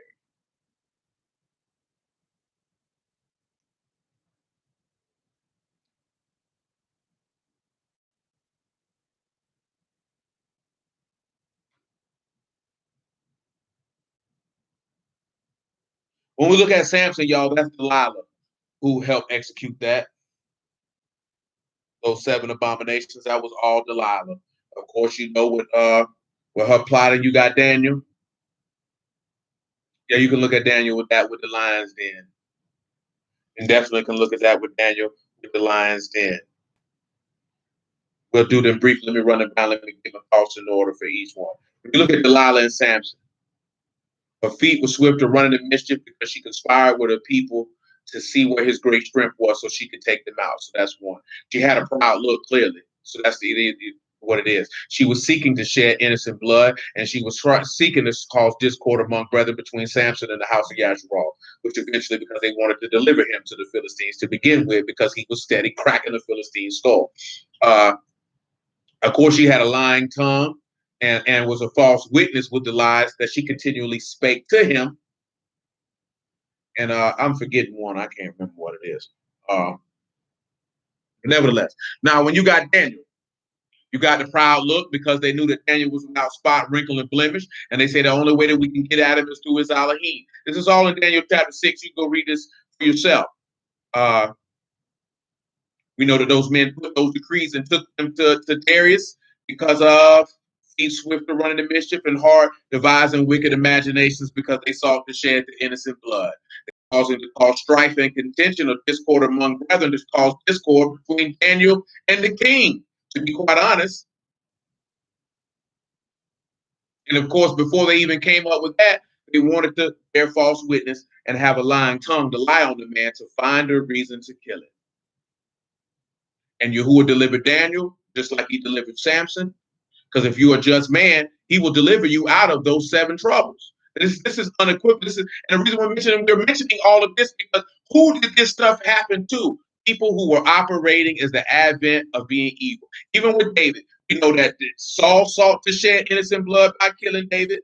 We know that Saul's feet were swift to run into mischief. We know that his heart was consistently devising wicked imaginations. We know he had a proud look. We know he had discord among brethren. No, because nobody did that to Jonah. Jonah was sent on a mission that he just didn't want to do. All that came from Saul. With David, all that came from Absalom, from David. And Yahuwah delivered him from all of these. So I'm trying to put this in your mind because if you are able to endure the temptation, if your adversity, if your strength is not small, you won't faint in the day of trouble because Joseph did not faint. You don't read anywhere where Joseph fell out. No, well, you can look at that with John the Baptist. But see, I ain't really trying to go to all of them because that's a little further on down the line. You talking about, that's with Nehemiah, with Sanballat. That's Nehemiah that he tried that with. The reason I mention this here because the beast has all of these 7 abominations in his heart. And if you're just, he's going to seek to have you fall in these 7 abominations. The one key thing about these 7 abominations is this. It's something I told y'all the other week. Might have been Wednesday. You know my mind bad. In order to kill someone, you have to assassinate their character. When you look at those 7 abominations, that's what they're centered around. You have a proud look, so that is what spawns it. So then you're going to be a false witness speaking lies, and you're going to have a lying tongue. So you have to slander. See, that goes back to the stuff we were already looking at in Proverbs 26. As fourth is getting rid of the contention. But this is also showing you how this is a madman, because they're using firebrands, arrows, and death.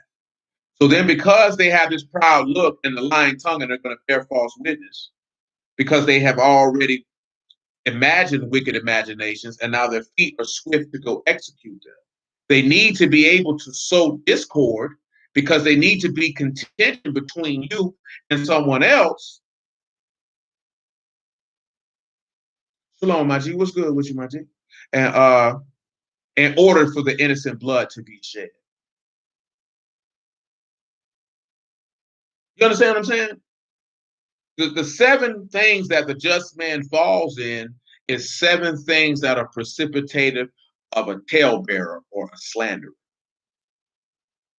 Because in order for him to fall, in order to kill someone, you have to make them killable. And to make them killable, you must assassinate their character, which means you have to slander their character. But if you're a just man, Yahuwah will deliver you from the slander or the lies of the wicked. So you know that the beast is going to seek to slander you in the eyesight of the world in order to justify killing you. You think this man can just go around killing people who believe in Yahushua without coming up with some type of justification for doing so? See, y'all have to sit back and you got to get out your emotions. And you have to think 3-dimensionally. You have to think, we're dealing with this, you got to think 4-dimensionally. You got to think, and we're in regards to the realm of Shamahim, where the Lamb sits at the right hand of Abba. That's where your mind has to go. Because if you look at 2-dimensionally, people just kill people all the time. You're a simpleton. When I say simpleton, I mean no disrespect. When I say simpleton, meaning you're thinking along the lines of a child. You're only thinking about what's in front of you. When you look at it as a man, from every angle, from the 3-dimensional angle as a man, you're looking at, okay, they're killing people. What precipitates them doing this? Oh, these people do that, which of course it causes them to react like that. So then they have to do it like this. But when you think in the 4-dimensionally, you set it and you settle things in heaven. People have a problem with Elohim. They have a problem with his word. So therefore, they're going to have a problem with anyone who's born of him. You cannot just go out in the earth and kill people without any push. So you're going to have to come up with what it means to justify that. See, nobody's out here really slaughtering people who believe in the word. They say that's what goes on in Muslim countries, but we don't really know if that goes on there or not. You're trusting a media which is known to lie to you to say that that is happening. Now, I'm not saying that it's not happening. I don't know. I'm not there. I don't have a multitude of witnesses whom are trustworthy to say that that occurred. Is there some type of religious / ethnic cleansing that goes on in the earth? Absolutely. But how many of those people who are being religiously cleansed really stand firm for the word and Ruach and truth as Yahuwah intended it to be? See, we can't just look at it because somebody say they got a Bible or believe a Bible that they actually serve Yahuwah, because he say in vain they serve me, keeping traditions of men. There are people who have died with Bibles in their hand and are going to go to hell because they worship him for nothing. Their service was worthless. And that's conversations I done had with Bruce before that made them uncomfortable. Why does that make you uncomfortable that somebody died for nothing? Yeah, they had a Bible and they did certain things and they were just before Yahuwah, but they did not serve him according to the due order, and Yahuwah will not accept it.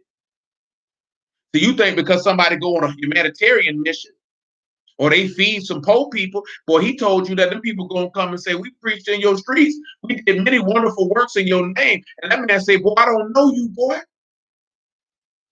See, we don't want to deal with that. Boy, you feeding hungry people is not gonna get you out of the fact that this man can look you in your face and say he don't know you.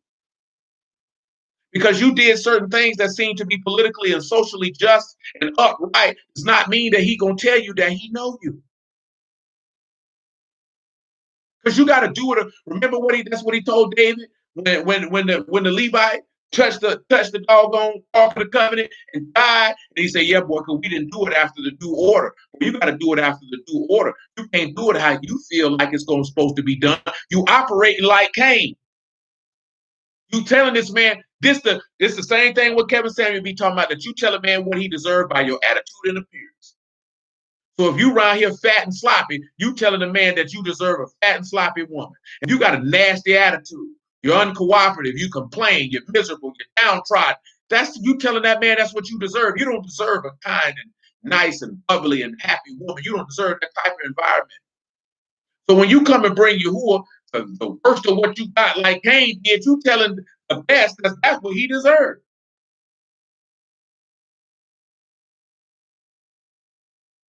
That's what you telling him.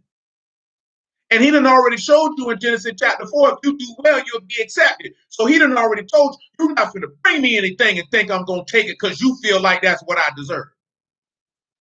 Because you feel like, oh, he'll be happy with this. He told you what he was going to be happy with.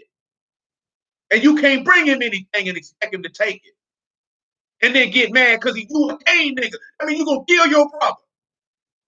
And be just like his whole behind. Am I my brother's keeper? I've been told you that. I don't rock with that terminology right there. That boy was being sarcastic and disrespectful. And he said that to Yahuwah, knowing he killed his brother. When Yahuwah asked him, where your brother at? He was being sarcastic and disrespectful to Elohim's face. Am I my brother's keeper? That's why I don't even do that. I don't like nobody who don't talk like that. I don't even want to utter no word. Can't utter it out of his mouth. Because his actions showed he wasn't his brother's keeper. He didn't guard his brother. He slayed his brother. Yeah, Deidre mentioned Elijah. Jeremiah definitely do into it. And he said it a couple of times, you were going to shed innocent blood. We finna isolate Elijah right now. And the boss. That's who came to my mind when he mentioned Elijah with Jezebel. Let's take a trip. 1 Kings. You know what I'm saying? I'm going to tell you what it is, man. You got a lot of people, man, they feel like, man, brother did socially conscious stuff. Who gives a damn? But you still gonna be condemned, boy. I remember having a conversation with brother. I love this brother too. Like years ago, I told him, "Yeah, boy, Martin Luther King going to hell, man. How can you say that? This nigga cheated on his wife, cuz. This nigga cheated on his wife, cuz. This nigga committed adultery. And why can we say that he committed adultery? Because some people say a man can't commit adultery, but he made a vow saying that he wouldn't be with no other woman but his wife. It's not that what they say when you make them wedding vows. So he made a vow before Yahuwah that he was only gonna be with this woman. And he lied because he was with another woman. He say he could have repented. Well, when you repent, you stop doing it. Repenting, and you ain't repenting saying, oh, I ain't did it in a week or two, but you still got it in your heart to do it. That's not repentance.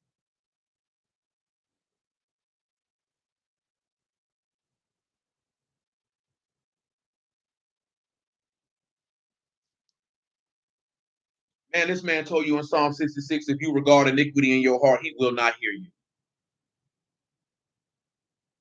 And you think because he walked some doggone streets in Birmingham, Alabama, and did some boycotts, that Yahuwah gonna overlook that?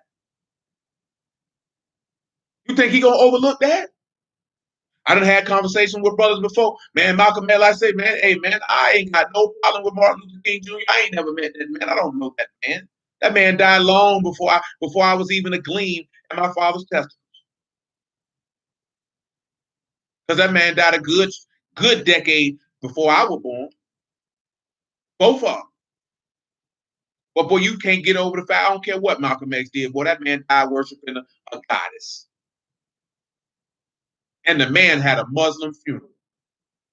And you think Yahuwah gonna overlook that because you hold him in high regard? Because you respected what he did? Does heaven respect what he did? See, that's the question that we don't want to ask because we know the answer to it. Now, somebody who you hold in high esteem, you know in heaven, he's not held in high regard. You think Yahuwah was looking down and send a Malachim to tell them like what Gabriel told Daniel, oh man, greatly beloved? Well, you got to love Yahuwah to be greatly beloved. You can't love another God and be loved by him. Are you stupid? I don't care what he did. But how we say we the vanguards of the word and we execute just judgment, but we want to have respect of persons when it comes down to people we like. I ain't got no respect of person. I don't care who them niggas is, man. But if their life don't line up with the word, it don't line up. But one thing I do know, mine got to. So I'm gonna live my life to line up to it. This ain't to try to tear down your black heroes and all that stuff. Nigga, why you got a hero who was sinner in the first place? And you say you was a servant of Elohim. Make that make sense. Why is you modeling yourself after men who are damned to hell? I don't care how much you agree with what they talking about. And you can agree with it. But when it come down to Shamahim, boy, hey, boy, that's a rap for cuz. That's a rap for cuz. Because he say by their fruit, you going to know him. So it don't matter. That's no disrespect. But you're not going to get in based off what you want somebody to get in for. That man said why you going to get in. And boy, if the faith of Yahushua ain't in you, boy, you're going to hell. We can put the laws to the side. But if you ain't got the faith of Yahushua in your heart, as the scripture has said, boy, you're going to hell. That means you done said the Father was a liar. See, y'all think it's just the information. Oh, everybody don't need to know the precepts. It ain't about that, boy. When you calling the Father a liar. Now, which one of y'all got the heart to look the Father in the face when he come down from Shamahim and tell him he's a liar? You know what? My bad. You're not going to be able to, because he's not going to be able to look upon you when you live. And you not just. But we study all the script, don't know this stuff. Why? Why don't we know that? Because we still the same hypocritical respecter of persons, unbelieving, unjust, wicked people from the time that he met us. And we think we righteous because we the people of the book. Nigga, we sour and don't believe nan bit of the word and don't want nobody to tell us. But you're going to get told today. I don't hope that it ain't none of y'all personally. I'm just letting that be known. But if it fit, though, you might want to go ahead and take them shoes off and get a new pair. Because you don't want to wear them shoes. Them shoes ain't made for walking. Them shoes made for burning. Take them shoes off. Get some new shoes. Come straight from the land. Get them shoes. Don't wear them shoes. Take them shoes off. Where I want to start this at? First Kings chapter what? 17? Yeah, First Kings chapter 17. Do I want First Kings chapter 17? I don't know if I want for. Yeah, First Kings chapter 17. First Kings 17. Elijah the Tishbite, who was of the inhabitants of Gilead, said unto Ahab, as Yahuwah Elohim of Yasharal live, before whom I stand, there shall not be dew nor rain these 3 years, but according to my word. And a word of Yahuwah came unto him, saying, get you hence and turn you eastward, and hide yourself in the brook Cherith that is before Jordan. So he has stepped to him. Why has he stepped to Ahab? Well, let's chapter 16 to look at what this cornball man got going on for Elijah to look him in the face and say this. 16 and 29. In the 38th year of Asa, the king of Yehudah, began Ahab, the son of Omri, to reign over Yasharal. Ahab, the son of Omri, reigned over Yasharal in Samaria 22 years. Ahab, the son of Omri, did evil in the sight of Yahuwah above all that were before him. That means no king that came before Ahab was wicked as Ahab. No king that came before Ahab, but of all the kings of Israel before, you got Omri. Y'all remember we went through all these kings of Israel about 3-4 years ago. Y'all remember that?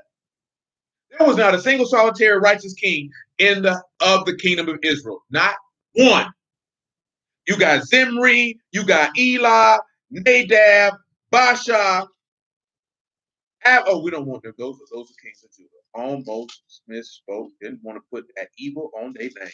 And then you got Jeroboam wicked self. You got Jeroboam wicked self. And for the kings of Judah that were mentioned, above that, you have Abijam. And he was a sinner. You had Asa, and he did that which was right. Of course, he kind of wilded out at the end, but that's a whole nother conversation. But you got Nadab, wicked. Jeroboam, wicked. Baasha, wicked. Elah, wicked. Zimri, wicked. Omri, wicked. All of them worship other gods, and they say Ahab did worship. Remember, this is right after Solomon died. So these are the subsequent kings after he took and split that kingdom up that ruled. Let's just take a little talk about Jeroboam. Let's refresh your memory so y'all can see how evil these people were. Let's over here to 1 Kings chapter 13, right?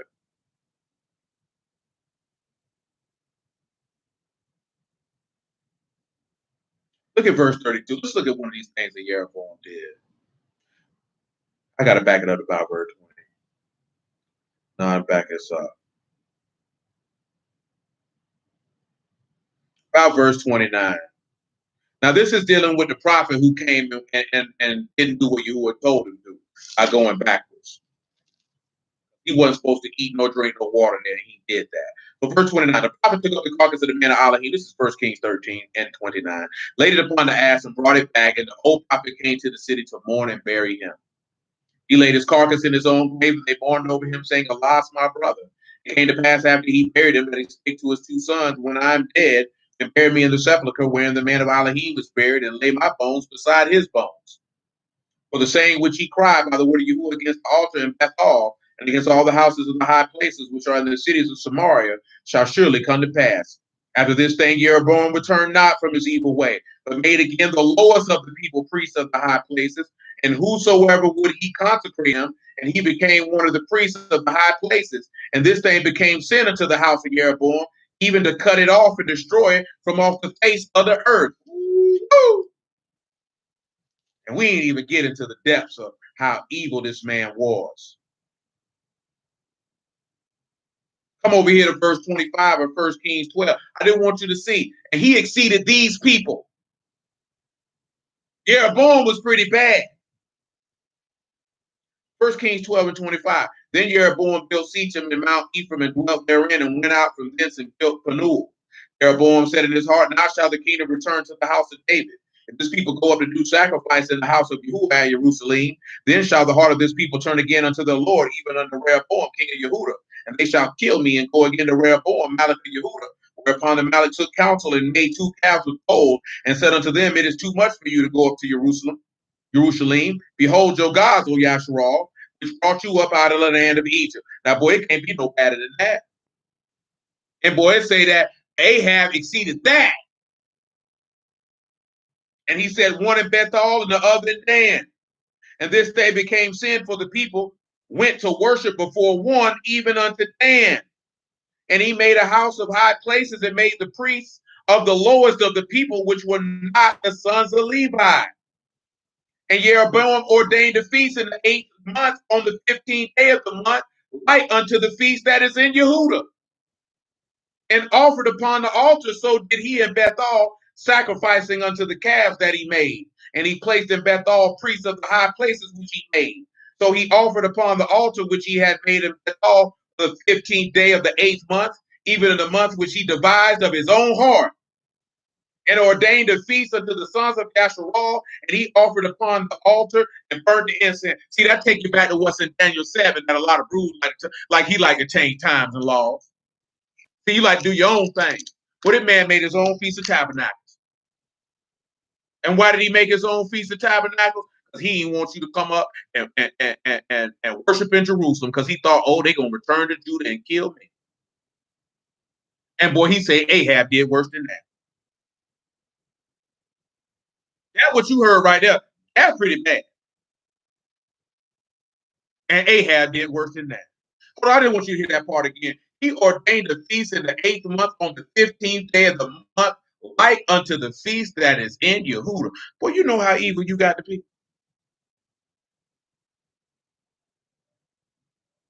It is. Now listen, right? This is time. This is a set time, a time or a season. He didn't care about them people. He only cared about himself. That's right, sir. So when they tell you to say he gonna seek to change times and laws, you know that that's a season. What is a season? That's feast days, people. When you look at laws, that's da, and that's a decree or the law of Elohim, because he gonna come up and say he God. And he gonna seek to change, because he's seeking to change tabernacles when you come to dwell with Elohim, and the beast gonna come and try to change Passover and say he the sacrifice of the world and he God. Don't be no fool. That changing time and laws ain't talking about changing no Sabbath. Shalom, my G. Well, I'm glad to see you, Sal, man. That's my man Sal right there, man. Y'all ever get a chance, y'all know he do his thing. You see the name right channel. That's the homie right there, man.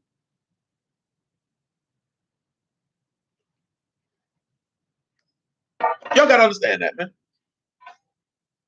That man was so evil, he changes them. Like I say, man, it's all the same word. You had a king of Israel change and make his own feast and told people to come worship a God which he made, and the beast gonna do the same thing. And Jeroboam had them 7 abominations in his heart, because his feet were swift to run into wicked imaginations and devising wicked imaginations, and swift to run into mischief, proud looking, a lying tongue. And guess what? And it said that Ahab did worse than him. And it said Ahab did worse than him. Come over here to Nadab. This is 1 Kings chapter 15, verse 25. And look at what it say right this here. 15 and 25. And Nadab, the son of Jeroboam, began to reign over Yasharal in the 2nd year of Asa, Malachah, and Yehuda, and reigned over Yasharal 2 years. He did evil in the sight of Yahuwah, and walked in the way of his father, and in his sin, where he made Yasharal to sin. Baasha, the son of Ahiah, of the house of Issachar, conspired against him. Baasha smote him at Gibbethon, which belonged to the Philistines, for Nadab and all Yasharal laid siege to Gibbethon. Even in the 3rd year of Asa, Malach of Yehuda, did Baasha slay him and reign in his stead. It came to pass when he reigned, that he smote all the house of Jeroboam. He left not Jeroboam any that breathed until he destroyed him, according to the saying of Yahuwah, which he spake by his servant Ahah the Shilonite, because of the sins of Jeroboam which he sinned, which he made Yasharal sin by his provocation, whereas he provoked Yahuwah Elohim of Yasharal to anger. So, of course, if you know, Yahuwah will say, boy, I'm going to kill your whole household. As he should. Well, you create false gods and make your own feast because you didn't care. And what Lil Johnny just mentioned is the facts. That these people slay your souls because they don't care about nobody but themselves. And see, we just get caught up in information. Like I said, you got to be a weirdo to want to be famous with the word. You got to be different. It's not normal, yo. That you a weirdo. You know what I'm talking about? And we don't call dudes out for being weirdos. You're supposed to, but any of the righteous men of ancient time would have called these dudes out for being weirdos. What's wrong with you, boy? These people don't care about us. One thing for certain and two things for sure. It's only by the grace of Yahushua that we even on this stream. Boy, whether we was on this stream or not, boy, this dope get put on the street. Don't matter. They don't need no platform. Everybody in this day and time who preaches where they feel like they got to have a platform. The platform is wherever you stand and Yahuwah open your mouth. Let his word flow. That's the platform, nigga. What you talking about? The boys ain't had no platform back then. They dropped that work when he told them to drop that work at. See, we look at it, we can reach more people. But you're going to reach whoever he wants you to reach. It ain't about who you want to reach. It ain't even up to you. It's been already appointed who's going to get reached. When that word touch their ear and they hit their heart, they're going to be reached if it ain't for them. See, because we think it's mass numbers. See, when I remember when I first got in the word, man, you like, boy, if these rappers would get in it, I used to look at these niggas like, you niggas weird. Why you need a rapper for more rappers to bring people into the truth? You niggas squares. Don't need no rapper to preach no word, nigga. What's wrong with you? Y'all just gonna bring anybody in the house. See, that's what it comes down to. See, we ain't even got no standards, so you don't even care who come in the house. And see, it shows based on the type of people dudes out here have sex with. Type of people that women have sex with. You don't care who you bring in your house. Who will care who he bring in his house? His house ain't for anybody. You're going to bring a nigga, he like pick his bullets, wipe him on the carpet. Dudes who pee all on the floor. You know what I'm talking about? People come smoking in the house, dump the ashes on the floor. You don't care who you bring in the house. Well, you would say, blessed is the man whom he chose to cause to approach unto him. Well, you can't make nobody come to this man. That man say, can't nobody come to the Father but by him, and the Father got the drawing. Well, you can't bring anybody into this man's house. He choose who come in his house. Just the word going out to everybody is for a witness, not for everybody to get it. Everybody don't want it. And the sad part is we focusing on the people who don't want it versus the people who do. Because when you look at Yahushua did not focus on the people who did not want it. He focused on the people who wanted it. In this day and time, we so busy trying to prove people who don't want it that they're wrong. But the people who need it, they ain't getting the attention, and then you wonder why they walk away and don't want to fool with it no more. Because the love and attention that they were supposed to get, you would have given it to somebody else. But again, you operating like the women that you say you don't like. Because you get mad if your woman don't give you the attention. Amen. Those who have an ear, let them hear. That's the dead truth. Because guess what? If you're a man, how are you giving more attention to women outside of your house than the woman who live with you?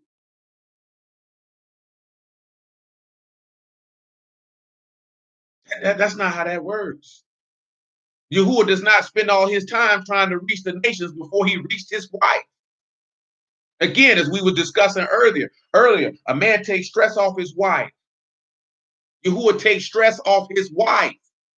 His wife don't have to get it out the mud and out the muscle. She ain't supposed to stress. All of us done seen how women handle stress. They don't handle it well. They're not made for it. Look at their bodies. They're frail and they're dainty compared to yours. Huh? Yeah, I was thinking that in my mind, but I wasn't gonna say it out loud. Because it should be. But of course, we got a lot of defensive tackles out here. You know what I'm saying? And we're just gonna leave it at that. We're not talking about the D tackles. You know what I'm saying? We're talking about the regular sized ladies. You know what I'm talking about? Women are smaller because they're not meant to carry that. Your backs are broader and wider for a reason. Because you're supposed to bear them burdens. When it came down to it, who bared the burden? Asherah didn't bear that burden. Yahushua did. So why are we looking for women to carry burdens that their shoulders ain't meant to carry? Their shoulders ain't meant to carry that. Elohim know you ain't meant to carry that. That's why he say, come unto me. Oh, you that labor and a heavy laden. He said, I got some peace for you right here. He said, all you got to do is lay that stuff down and take my yoke. Just take my discipline and learn of me because I'm meek and lowly in heart. So I'm a humble man.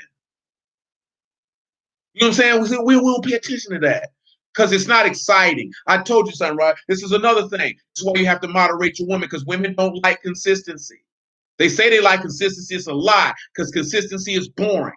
Because it's monotonous. It's the same thing. When you're consistent, you do the same thing every day. Like when you look at bodybuilders who like this here, man, they say they eat chicken breast, brown rice, and broccoli every day. Every day. Same food, same food, same food, same food. Nothing changes, nothing exciting, nothing spectacular to the palate.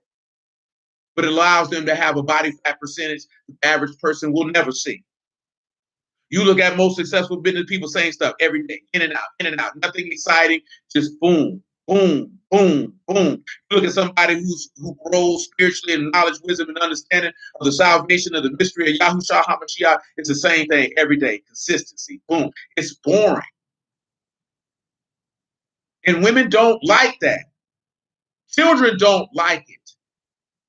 Immature men don't like it.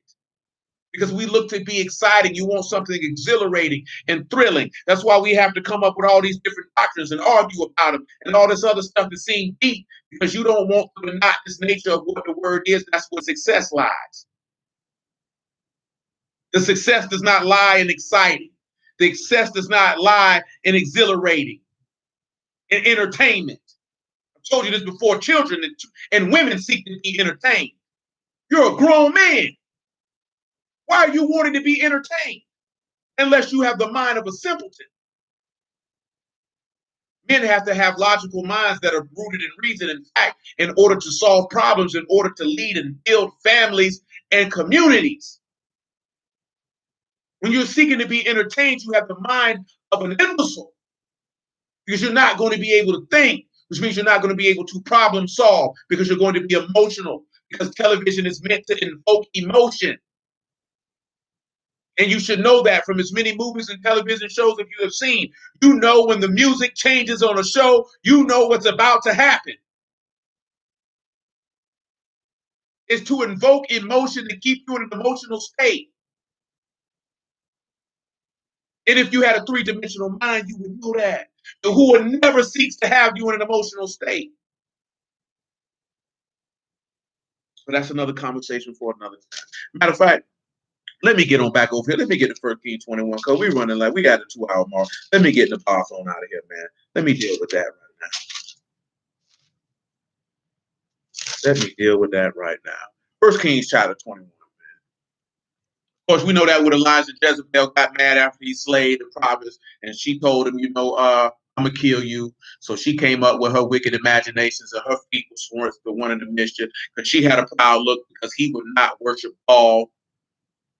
So she had to go ahead with her lying tongue and her false witnesses because she wanted to sow strife and contention and to shed innocent blood. Yes, sir, son. That's why soap operas run for 40 plus years. I mean, that's all television, movies, and music is for, is to elicit and invoke emotion. You just have to be cognizant enough to understand what you're looking at, to not be moved by what you're looking at. Remember a while back as a group, we had that conversation. What was the name of that junk on Netflix with them niggas? Central Park 5? And I had told you how I seen people say, I can't watch it because you triggered. Why are you triggered? Because you're in an emotional state. That's what they want you to be. They want you to be triggered. See, contrary to popular belief, our people do suffer from post-traumatic stress syndrome in this country. And that's and the reason why we have such an aversion to therapy and things of that nature, because you would have to acknowledge that you have trauma. But how could you be in a place where you've been accosted for centuries and not have trauma? And affected by the byproducts of certain policies that have been implemented for the purposes of creating trauma. See, that's the part that you don't understand. Yes, they've created policies, but the policies were nefarious in nature, and they were trying to create trauma. When you create trauma, that's how you break individuals down. That's what mind control is all about. That's why they constantly keep those peoples in stressors. See, we'll say, oh, MK Ultra and all this here and all this stuff, but you got to understand, why do you do that? To control someone, you have to keep them in trauma. So when we say, I don't want therapy, I don't want help, you want to remain in trauma, which means you want to continue to be controlled. So you want to continue to be controlled by powers that be, an unseen hand. You want to continue to be controlled by your emotions. You want to continue to be controlled by your desires. You want to continue to be controlled by your lust. You want to continue to be controlled by the world and the God of it. Because when there's an opportunity to make yourself whole and to be healed of your traumas, you don't have a desire to partake in it. This is why people walk away from the word, because they don't have a desire to be healed from their traumas. Because once you're healed from your traumas no longer have control over you. We desire to be controlled by things that are actually killing us. That has to make us have to look at ourselves and why? What are you scared of? Why do you give a damn what a nigga think? If you know you've been traumatized, why wouldn't you take the time to understand how the trauma has affected you so you could be free? See, when Yahushua came and told you that the truth shall set you free, you're being held in bondage by sin. But you don't want to be freed from it. Well, some of us are being held in bondage by abandonment, self-esteem issue. Some of y'all have seen people killed. That has an effect on your brain. Some of you were abused, whether physically, mentally, verbally, or sexually, or emotionally. This is male or female. This is not gender specific.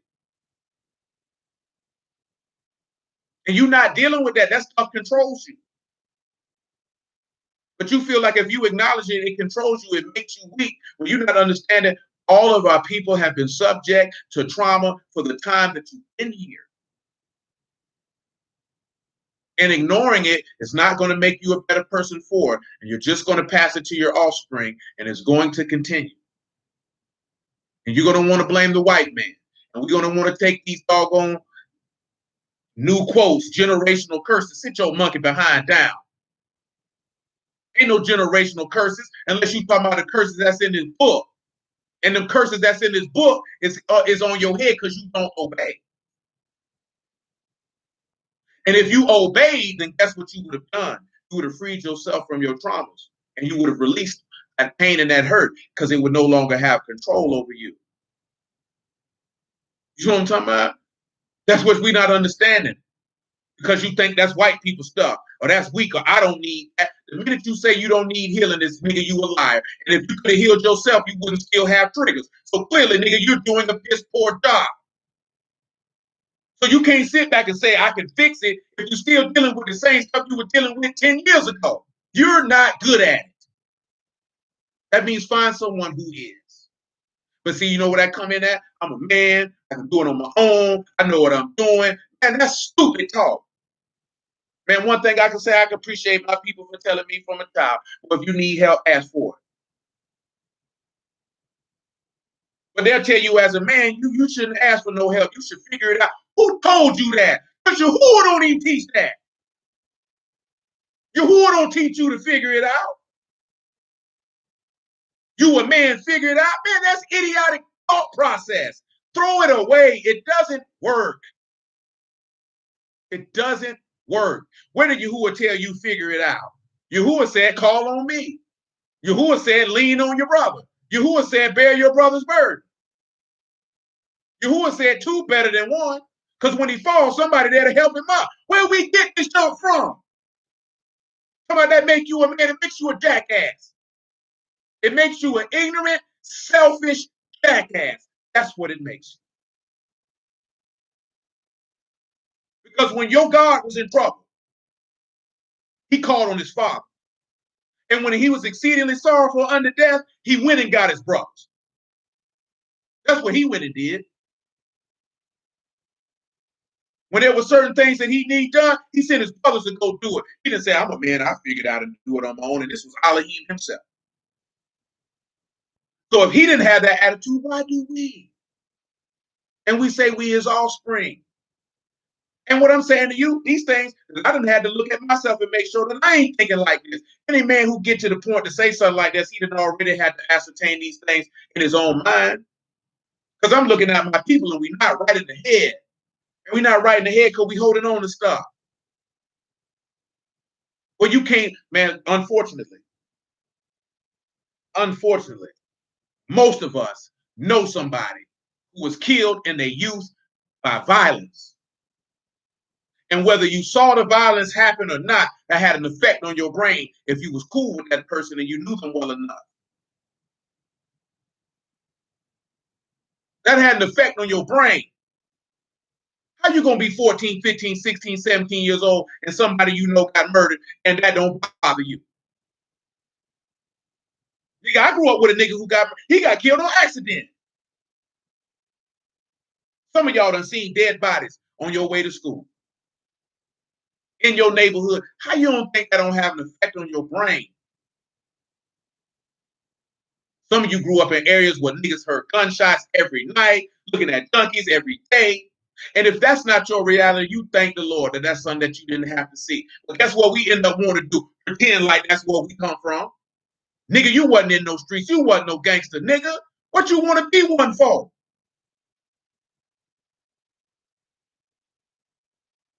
Then guess what we got? Dudes get in the word. They want to act like they still hard in the street. Nigga, you wasn't killing nobody in the street, boy. You wasn't throwing no fire. You wasn't finna shoot nobody. You wasn't even finna fight. Nigga beat you up when you was in school. Nigga took your lunch money. Now you in the word, you the hardest man walking. Boy, stop it. Stop it. See, that's a trauma response. That's a trauma response. Well, I could go on for days, but we off the beaten path. 1 Kings chapter 21. Verse 1. It came to pass after these things that Naboth the Jezreelite had a vineyard, which was in Jezreel, hard by the palace of Ahab, king of Samaria. Ahab spake unto Naboth, give me your vineyard that I might have it for a garden of herbs, because it is near unto my house, and I will give to you for a better vineyard than it. Or if it seem good to you, I will give you the worth of it in money. Naboth said to Ahab, Yahuwah forbid it me, that I should give you the inheritance of my fathers unto you. Ahab came into his house heavy and displeased, because of the word which Naboth the Jezreelite had spoken to him. For he said, I will not give you the inheritance of my fathers. He laid him down upon his bed and turned away his face and will eat no bread. Jezebel, his wife, came to him and said unto him, why are your spirits so sad that you eat no bread? He said unto her, because I spake unto Naboth of Jezreel, and said unto him, give me your vineyard for money, or else, if it please you, I will give you another vineyard for it. And he answered, I will not give you my vineyard. Jezebel, his wife, said unto him, do you now govern the kingdom of Yasharal? Arise and eat bread, and let your heart be merry. I will give you the vineyard of Naboth the Jezreelite. Heart that devises wicked imagination, and feet that are about to be swift or running to mischief. The fact that she said, aren't you govern the whole kingdom? That is a proud look. She's about to get ready to execute her lying tongue and false witness, which in turn will lead to discord among brethren and the shedding of innocent blood. So she wrote letters in Ahab's name and sealed them with the seal and sent them letters unto the elders and to the nobles that were in the city dwelling with Naboth. She wrote in the letter saying, proclaim a fast and set Naboth on high among the people. Set 2 men, sons of Belial, before him, bear witness against him, saying, you did blaspheme Elohim and the king, then carry him out and stone him that he may die. And of course, they went through and did all that. And this is when Yahuwah sent Elijah through to let them know that, boy, I'm going to kill you. Now, when you look at all of this here, right? Naboth, Yahuwah knows. He'll rise again on the last day and be vindicated because he had done no evil. See, a just man will fall 7 times, but he will rise again. You will fall into 6 troubles, yea, even 7, and Yahuwah will deliver you out of them all. So I mentioned all of this here, and Yahuwah willing, we'll probably get more in depth with it on the B side on the morrow of him executing these same 7 abominations against the people. Because I want to make sure we have enough time. We're at 2 hours and 22 minutes, and I'm not going to have enough time right now to do that thoroughly as it needs to be done. Because Yahushua told us in Revelation chapter 2, I want to say verse 9 or 10, that fear not the things that the devil will do to you. He will cast some of you into prison, and some of you will die, will be faithful unto death, for you receive a crown of life. And we're going to go through and we're going to look at it and see him execute those 7 abominations that we've seen. Because usually when we talk about the 7 abominations, we focus on Yahushua himself. But we know what they did that to him. And we very well may do that for those who are not, I know they're willing. We'll definitely have to do that for those who are not familiar with this passage and us going through it to see how that happened to him. And we know that when we're in him and he is in us, that will happen to us. And of course, we looked at men and we mentioned men in the script, whether it was Samson. You mentioned Jeremiah. Sean did. We didn't go grab and look Jeremiah, but that definitely happened to Jeremiah. Jeremiah's got passages where he's talking about what he would like for Yahuwah to do to these people because they did this to him.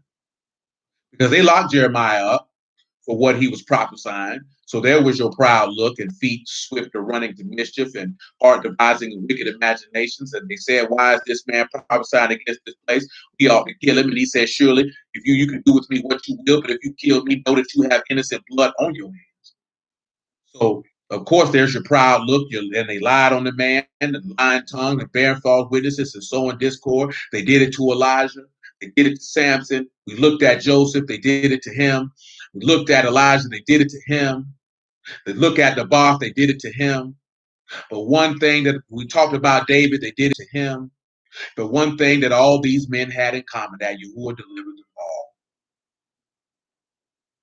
Yahuwah delivered, of course, and you know Yahushua. Yahuwah delivered them all. See, that's the part that most of us don't see. So don't let nobody tell you we fall down. No, ain't no just man. You sin, but a just man fall. Stop lying, nigga. You ain't a just man sinning, boy. Let me just read y'all that word for just in that Hebrew, so you know just one more time. Because I know it's some of y'all on here that may not know, but I just want to make sure that you know, so nobody don't come and tell you that lie no more. Because I know some of y'all been told that lie. So when you look at just, and it's not just man, it's Sadak Nafal. So what you have is Zadok, you know that is righteous. That is a just, lawful, righteous man. Nafal is to fall, more specifically into death, to fall, to be cast down, to fall a violent death, to be overthrown. What that means, a righteous man is overthrown. When you got rise again, you know that's Quam, and that's simply that 7 times. It's Sadak, Nafal, Shabbat, Quam. Shabbat is just simply 7. So you have the righteous fall, 7, and rise. That's what you have. But the wicked will fall into mischief, or they will fall into evil. And every one of those people who we mentioned, with the exception of Joseph's brothers, because they didn't fall into evil. The evil that they fell into is they had to acknowledge what they'd done. And it doesn't state with the woman who accused Joseph of adultery what happened to him. But you know what evil befell Absalom and Saul, they died. Whether Delilah was in that place that Samson destroyed, that killed all them Philistines, it don't say. But if she was, she died. We know that all the priests that persecuted Jeremiah were condemned. Ahab and Jezebel died. See, those people who devised that wicked against the right, guess what's going to happen to the deed? Died. The people sat out there and said, let the blood be on our children's children. They condemned themselves. You can say that would take it with Korah, that he had 7 abominations. The only difference, they didn't want to kill it.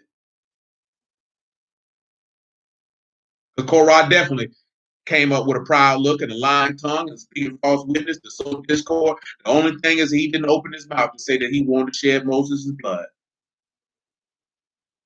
They just wanted to be equal or greater than him. And what happened to Korah?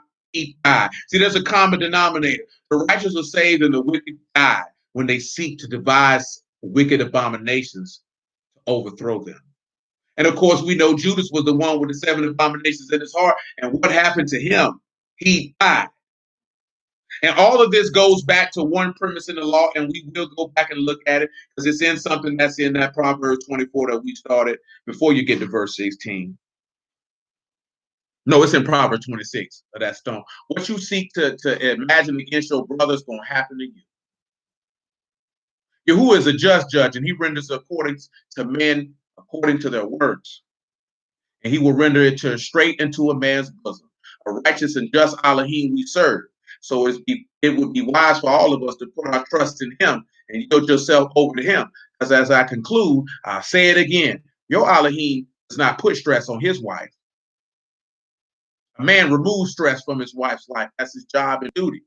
He seeks no greater thing to do. But see, that's the thing. You got to make sure that you have the key. This is the key component, that you're a wife.